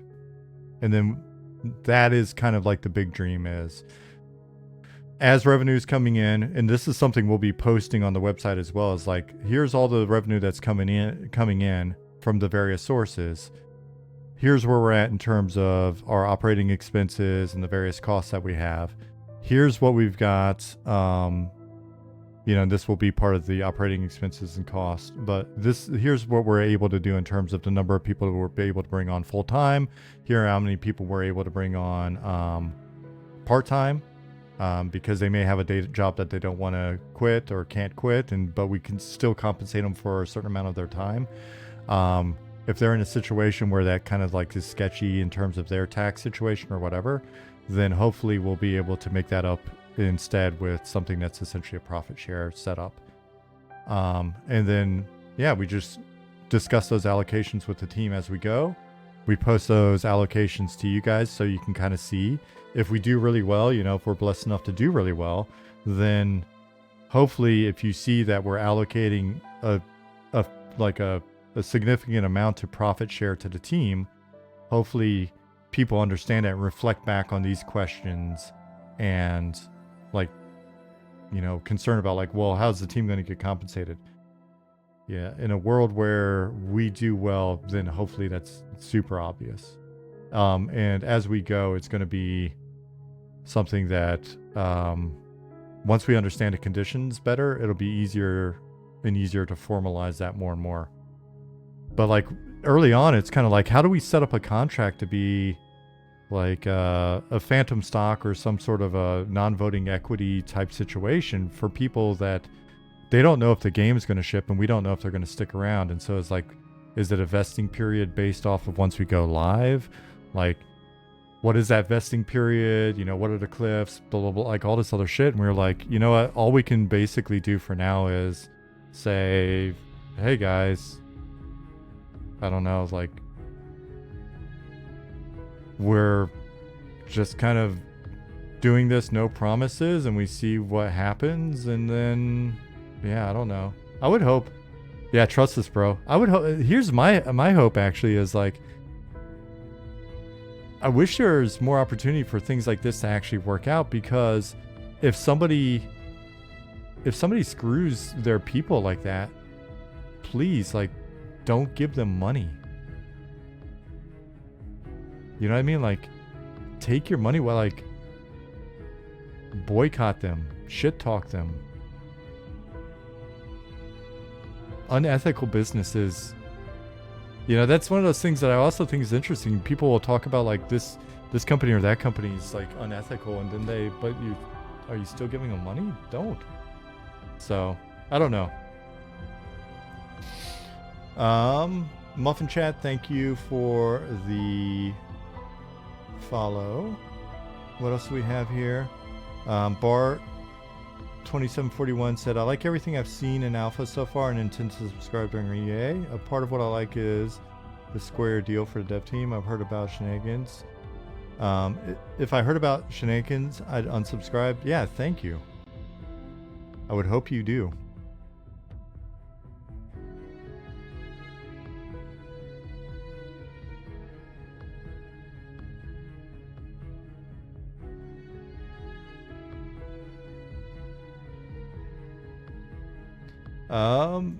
Puddlefoot was kind of making comment about like early access launch of Ashes yesterday. I mean, dude, launching is always difficult for everybody. I think people forget the challenges, like, you know, Blizzard's no slouch, and WoW didn't come out of the door cleanly.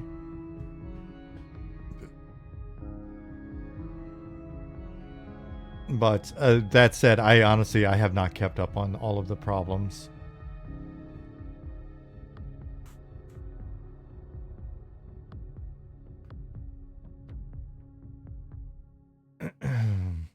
Are you in favor of using AI for any part of the game? I think, like, my thing is I've mainly been unimpressed with LLMs. Like, even their ability to do stuff like accurately summarize things. You know what I mean? So that's where, you know, everybody's talking about, people are like companies are laying people off to use air quotes AI. They're actually not. They're laying people off to lay people off, and AI is the justification. Or they're using AI as the justification. I think it makes sense to continue to look at where, you know, air quotes AI or LLMs can benefit us as tools. I think they're great for brainstorming on the creative side. They're a pretty interesting type of search engine. I think we'll see more and more that they assist with like cleaning different things up, or it's kind of like, and artists, let me know if I'm saying this wrong, but it's kind of like watching the advance of like Substance and tools like that.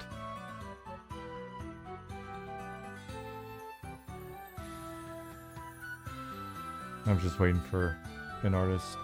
Right, so seeing it as part of a tool set and utilizing it in certain ways as a tool, like to brainstorm or to give me 10 ideas. Give me, I mean, there are like little PDFs you can get if you're doing tabletop where it's like 100 different personality types and you roll 100-sided dice, and then like if you're generating NPCs. So generating a bunch of different things to then go through and cherry pick as a human and kind of assemble the NPC based off of a triangulation of different traits, where it was like random traits.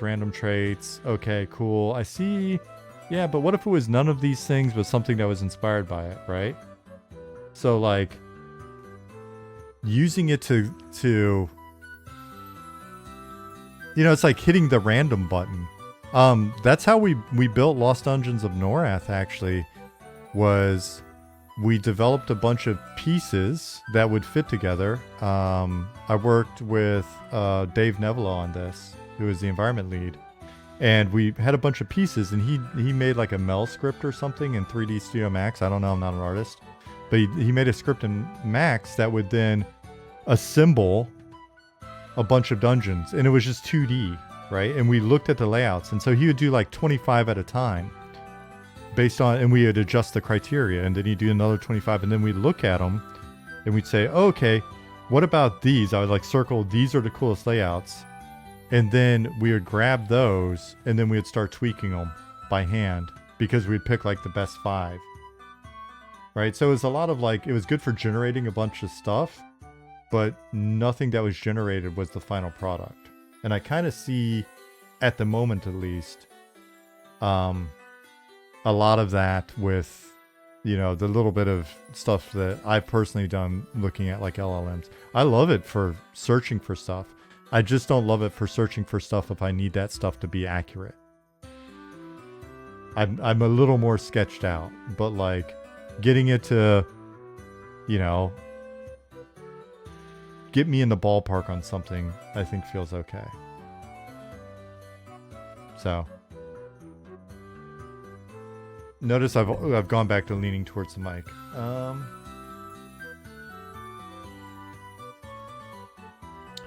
RuneLink said developers should be using AI to help with heavy lifting, like the Cursor client, little Psychops or not.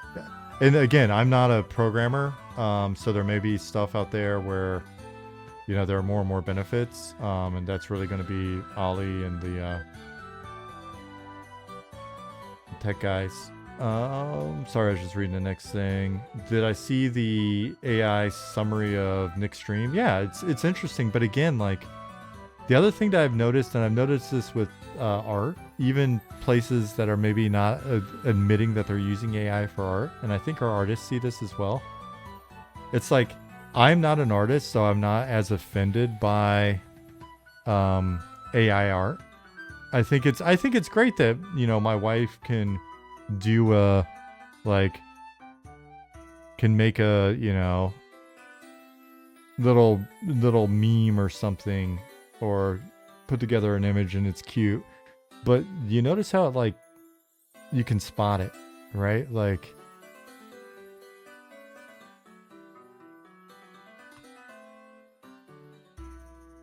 it's not passing the sort of like uncanny valley Turing test. And so it's cool to see it, and I think some of the stuff like the community has done, I don't personally get offended by it, but I know some of the artists are like, oh dude, more AI, I think some of it's really cute and cool and quirky, and like some of the stuff that you guys have done where it's like, oh, here's a monster entry, and it's like our fire beat or whatever. I thought that stuff's really I don't know, I look at it, it's kind of cute, but it all looks like what it is. Yeah, I like that. Dargis said it's a tool that enables some people to express creativity. That's cool. I like that. And I like that for some people, like, I feel for the artists. I think AI is just a bad idea in general. Well, if it's a bad enough idea, it'll be self-rectifying. I mean, I'm like 3 feet away from being like Uncle Ted living in a cabin in the woods, right? I mean, I wouldn't be mailing you stuff, but I definitely, my big life goal is like, my wife and I want to just try farming up some animals and living out in the country somewhere and avoiding the kung fu robots that I just saw on like Telegram this week. But I definitely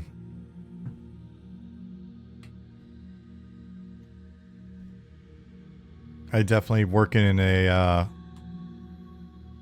field where That's not happening anytime soon.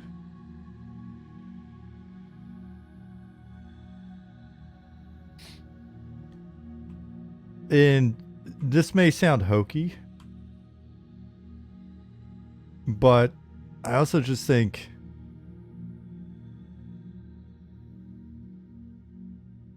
I don't know. I think there's a reason. Maybe like Gene Roddenberry and those folks over the years, they really had it kind of figured out in terms of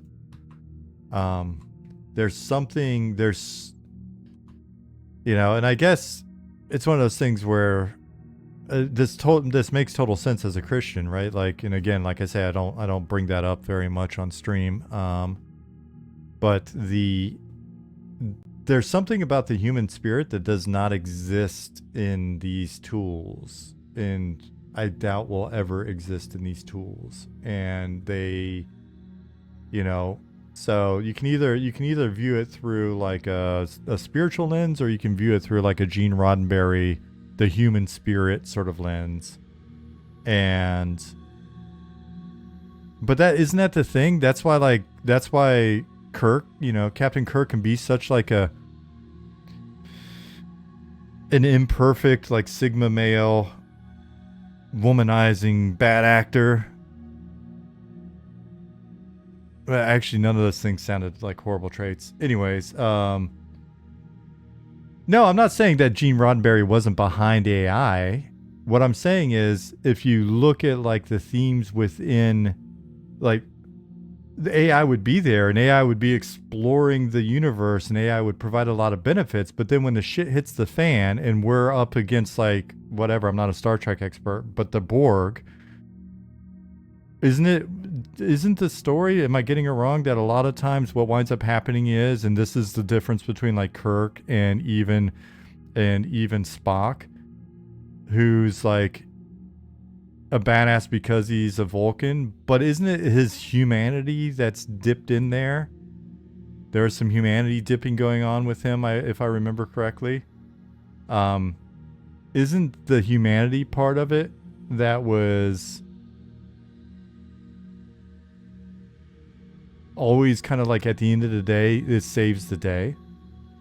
Because there's like that, Roddenberry was saying Data had everything that made humans humans. They didn't understand how, but the machine was just as human as everybody else. So he and I may differ there. It may be that at some point the AI could be as human as humans, but I don't believe it, because the AI... Then again, I don't know. God works in mysterious ways. So maybe the singularity is AI getting a soul. I don't know. That is beyond this stream at this point. But to wrap this up before it goes into I guess, weirder space, the thing that I always saw there is like that, even that topic is a reinforcement of the awesome nature and the aspirational nature of humanity. You know what I mean? Because that's why that story is important about Data.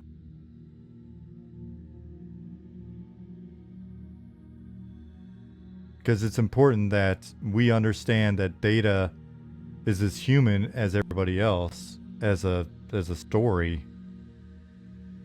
You know what I mean? Like, as a story element. But the part that's important there is the fact that but Gene's entire thing was that the universe is much bigger than humanity. Okay, then maybe I don't agree with him. But I still wanted to use that to prove my point. So you may be correct, Muffin Chat.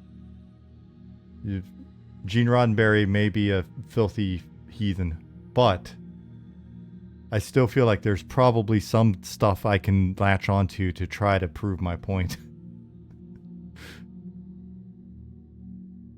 The story was more exploring what constitutes sentient life. Oh shit, Ollie's here. Speaking of AI. And Muffin Chat, I'm not trying to just disagree with you. Goblin said, I think it does certain styles really well, but as soon as you want to do something specific, it's almost next to useless. It's like Using AI is kind of like ordering from Subway instead of sourcing the ingredients yourself and setting up your own shop. Yeah, and I think that analogy, I think there's always going to be an appetite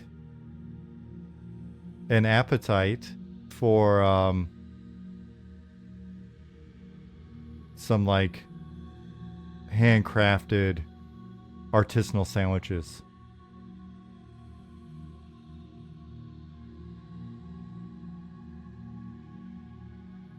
Faith Fellowship Fund. I talk about this with my wife all the time. Again, I'm afraid to go like too deep into like once we start getting into certain topics, I get a little worried for the stream, but it's like I don't think things like, you know, religion, whether you be a Christian or whatever, I don't think those things and the idea of like our idea of God is mutually exclusive with something like simulation theory. It's just, it would be that God made the simulation.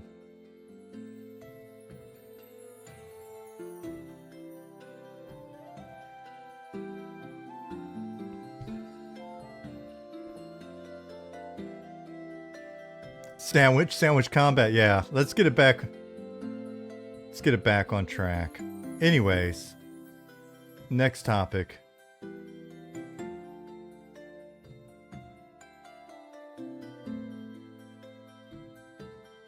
Hold up, let me grab my bong. Sean hiding behind his mug. Like smoke bomb. Let's get into the no more super science and Eminem, please. Gray foul, exactly. There will be no science in Eminem, except for the gnomes.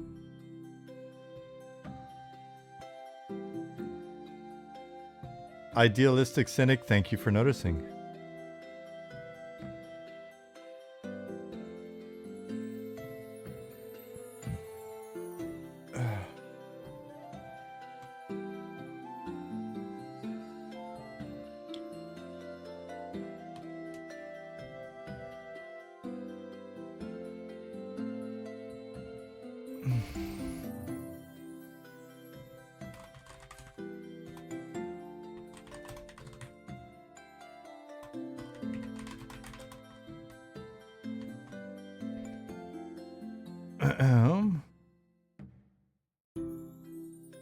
Guardian, don't try to pull us back into it.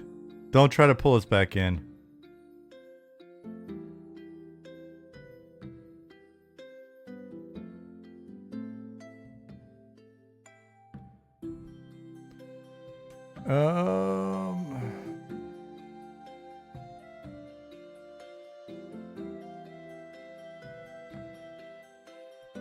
I want to look at scale on something. I wonder if I can... Do I need to pull latest?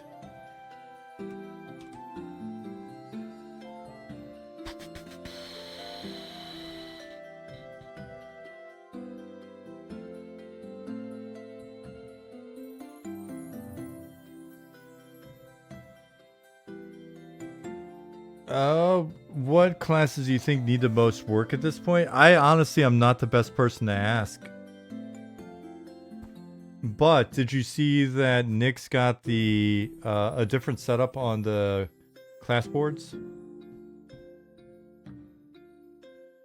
Okay, back to earlier. No trade skill message board on Discord. Oh, see what happens when we do something. We got the class forum set up.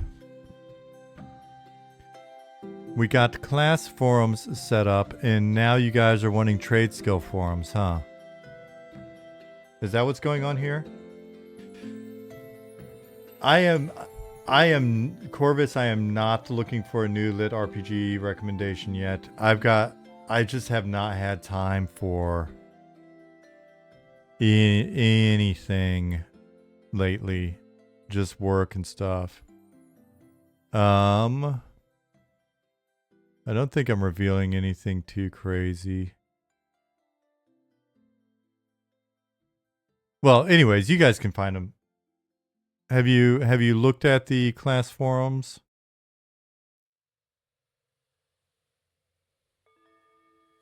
Class forums?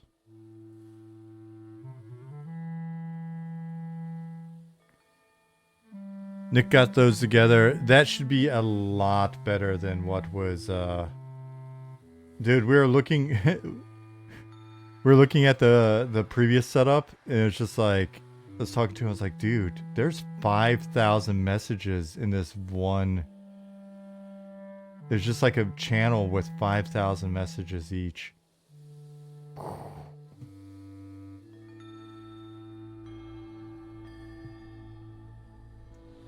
German precision. It wasn't me. That was Nick. He got that set up.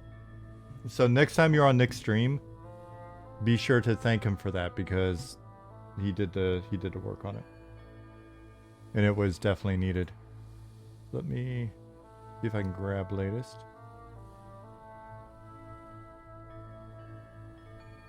How late am I going tonight? I'll be honest, it's 10 o'clock already. I kind of wanted to help Jasmine. She's baking cookies for her gun club. The little gun-shaped cookies and like IPSC badges. She 3D printed these badass like IPSC little logo badges. So she's stamping them. And they've got like every quarter they have like you go in and like help clean up and mow the lawn and clean stuff, and you know, like sweep up, change. I don't think every quarter they change the sand and all that stuff. So she's working on that, and I was like, I wanted to make sure that she had what she needed to like get them all baked out and set up properly and stuff. Gun cookies that shoot mini M&Ms. That'd be awesome. This is how I imagine Americans were like when I was a kid. I can't believe I was right. Edibles, no, not a good idea. So Nick, if you're basically, whenever you're ready, you let me know whenever you're ready. And then I can just wrap up here. Anyways, those of you that were asking before, I've done very little work in stream, but streams typically, if you're new here, streams for me are like a nice way to end my day. Again, sorry that if you're a regular, you have to hear this constantly, but you know, for me it is 10 p.m. And I wake up at about 5:30, try to get in here and start working on some stuff depending on the day, between like 7 and maybe 9. So when I come in and stream, a lot of times I'm not super productive. I'm just mainly trying to answer questions and talk about super critical, mission critical things, like whether or not Gene Roddenberry wanted Data to have a soul. And then we'll click on a few objects every once in a while.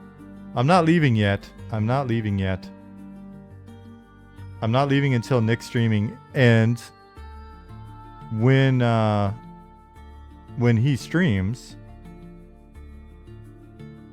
you can ask him questions about the classes and why you can't see yourself as a rogue, and which classes he feels still need the most love. You can ask him about the forums that he's set up, which are cool. Rotate the same object off and on. It's been rotated. Hey, John, you be careful, sir. You're on the team. I know where to find you.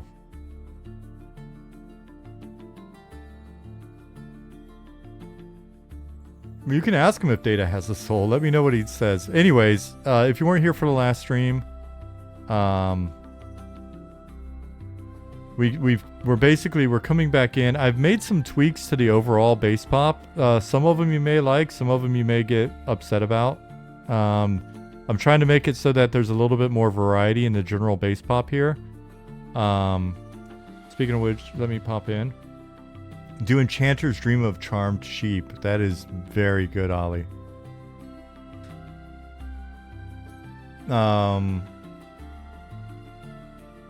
So trying to make the base pop a little more interesting in glass flats and a little more deadly, a little deadlier.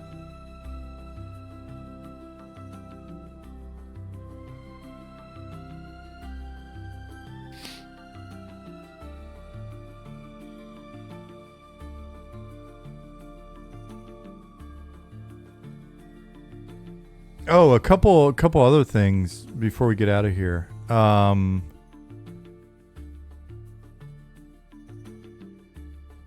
Let's see.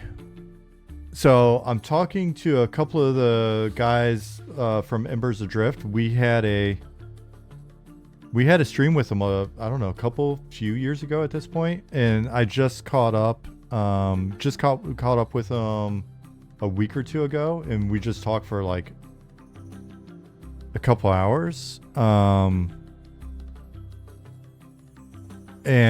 we're wanting to get together again, and like I was gonna do a stream and talk about the stuff that they've been doing, stuff that they are doing with their project sometime soon. Let me scroll. We're talking about doing it Sunday the 21st. Let me go back through here.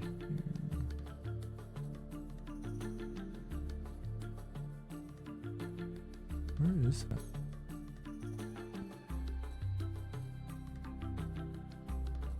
Yeah. So I think Sunday the 21st would be a cool time for us just to get together, because I talked to him in detail. I mainly spent like an additional like couple hours talking to Drinden, and this would be, we'd have to figure out the time that works best for them because he's in the US. And honestly, like just hearing the background on like some of the challenges they had with the project and some of the stuff they've worked through and everything else, I find it super cool and inspirational. So wanting to have an opportunity to like chat with them on stream, I think it'd be a lot of fun.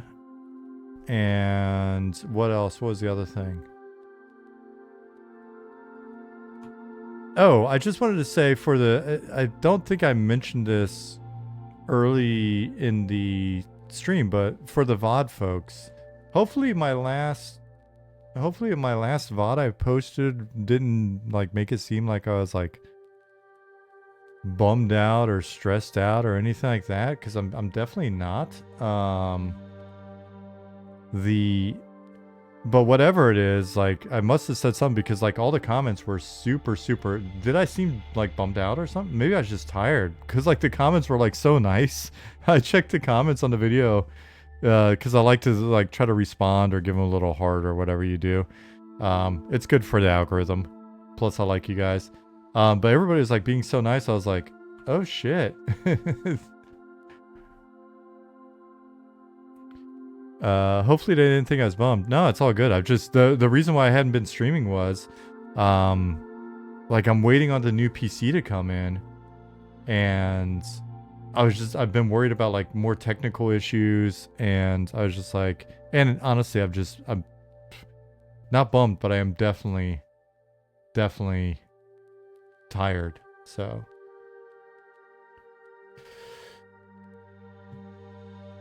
What did I get? Nothing. Yeah, it's still on the way. But so essentially, I'm going to be upgrading to a Ryzen 7 970. And it will have let's see, wound up getting a NVIDIA 5070 Ti. And yeah, I mean, most of just the sort of standard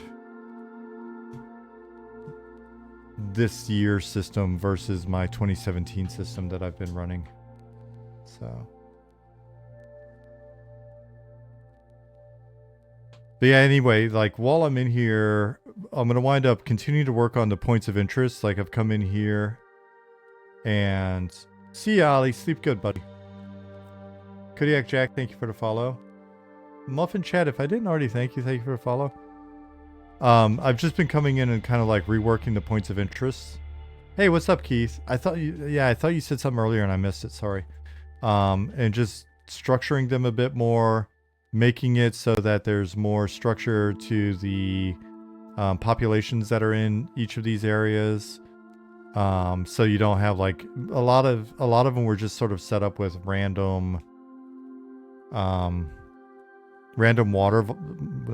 wander volumes, and so shit was like climbing up crystals, and it didn't have much of a feel. So it's like coming in here and like setting out explicit like pathing routes, you know, looking at the placement of the rares, and getting more mob variety in some of these areas.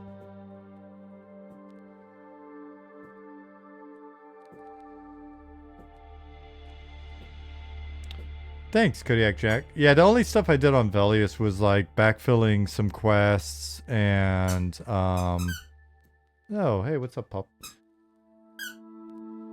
Backfilling some quests and bug fixing and all that type of stuff. As an apprentice, working my way into being a full-time apprentice on Lucklin.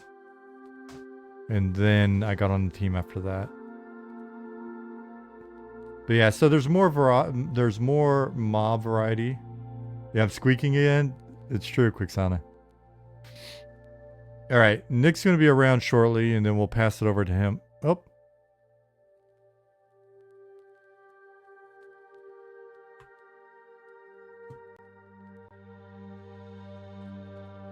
You'd like a tattoo tour? That is what my Only Gnomes page is for.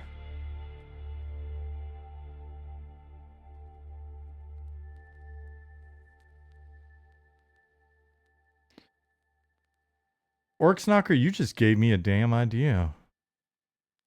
Interesting. Thank you for that. Let me...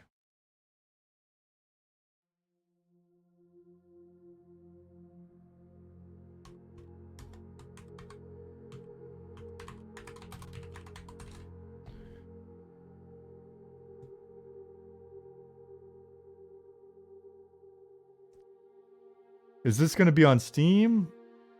No. We have no plans to be on Steam in the immediate future. It'll all be through our site and installer and patcher and all of that stuff.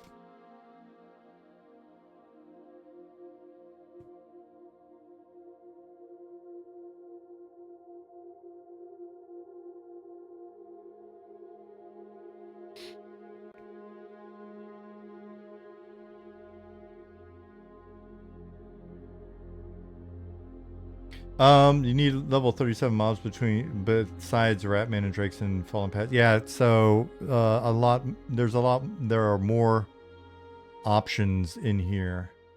What's the thinking behind, what's the thinking in avoiding Steam? So for us, like the approach that let me see if I can articulate this concisely. Our hope is to start by building our core community, core audience, and going into early access with that core audience, because we're not trying to get everybody that could possibly maybe like the game on day one. We're going into this with, again, a small, well, nowadays we're 40 people, but we're a all volunteer team that's essentially just working to get the game out. Once we're in early access, for us, we benefit from a smaller launch that grows over time than we do from like anybody that could possibly maybe check out. And it's less worrying about the Steam reviews or anything like that. Like that's come up before. Different people have commented like, oh, they're afraid of Steam reviews. That's not it. It doesn't. The thing that we're looking at is it's the same thing that we've had conversation with publishers before. Publishers are like, hey, we can get you, 2 million eyeballs or whatever. But it's all right. So Yeah, but if they're not the right audience, if they're just looking at it because we happen to click in terms of like base discoverability, then they come in and it's not the right game or it's not the right game yet, and then they churn, right? And so with us, it's come out, get the game out, get it stable, get the service running properly, operate at hopefully a scale that we can manage. Yeah, the extra, you know, like essentially the extra percentage is good. But a lot of it is about like trying to get the game out and get it stable, continuing to build on it, continue to like, would we be better off? We have the first module coming up. Ideally, a couple months after we go into early access, we'll release our first module. The first module will have the Deep Elf City and Deep Elves and Deep Gnomes, right? So now when we go into early access, everybody's jammed into Night Harbor or into Phalandraw. When we go into Module 1, we have the Underdocks, which is a new district under Night Harbor for evils and other like shady characters. So we have another starting location, 3. And then we go into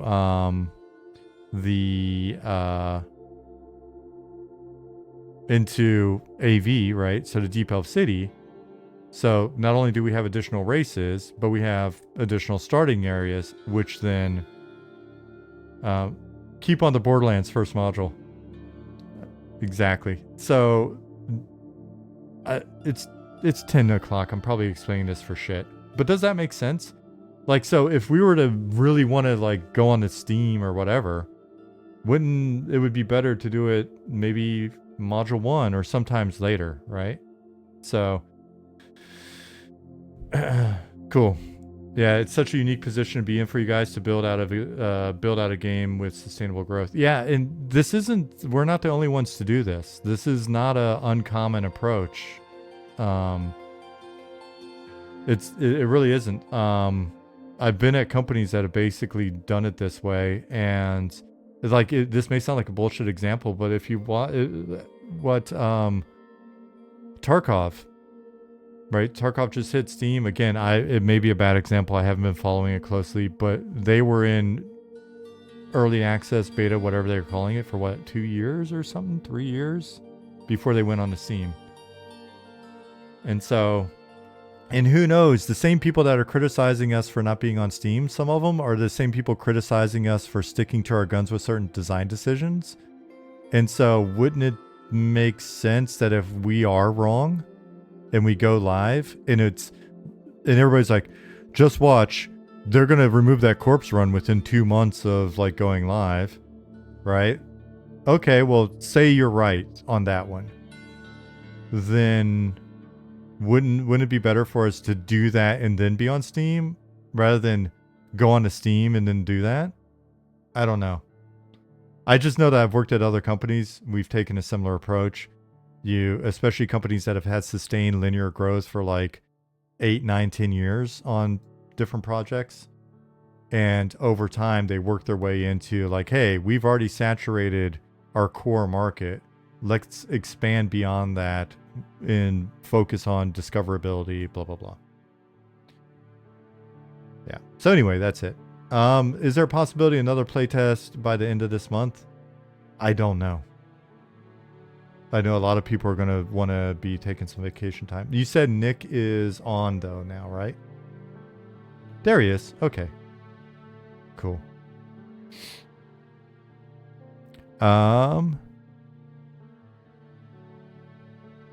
right. Awesome, guys. Hey, thank you for being here. Would we really be niche if we were on Steam, though? Would we really be indie if we took money from anybody?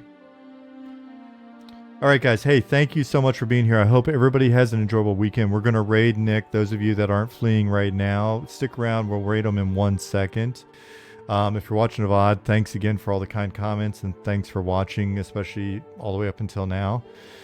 Everybody have a great weekend. I will see you sometime next week. I don't know exactly when. I'm not going to lie to you and be like, it'll be Monday or Wednesday. I honestly don't know. But I will do a minimum 1 stream next week, but maybe 2.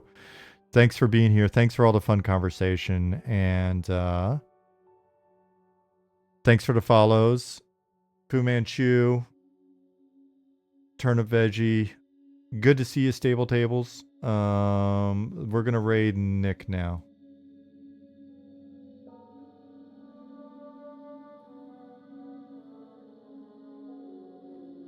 That's fine.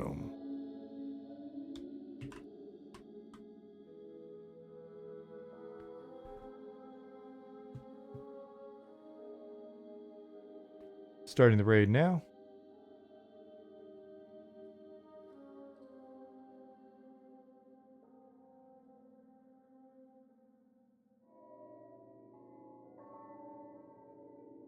And I think we're good to go. If you haven't clicked the button yet, you really should. All right, see you guys.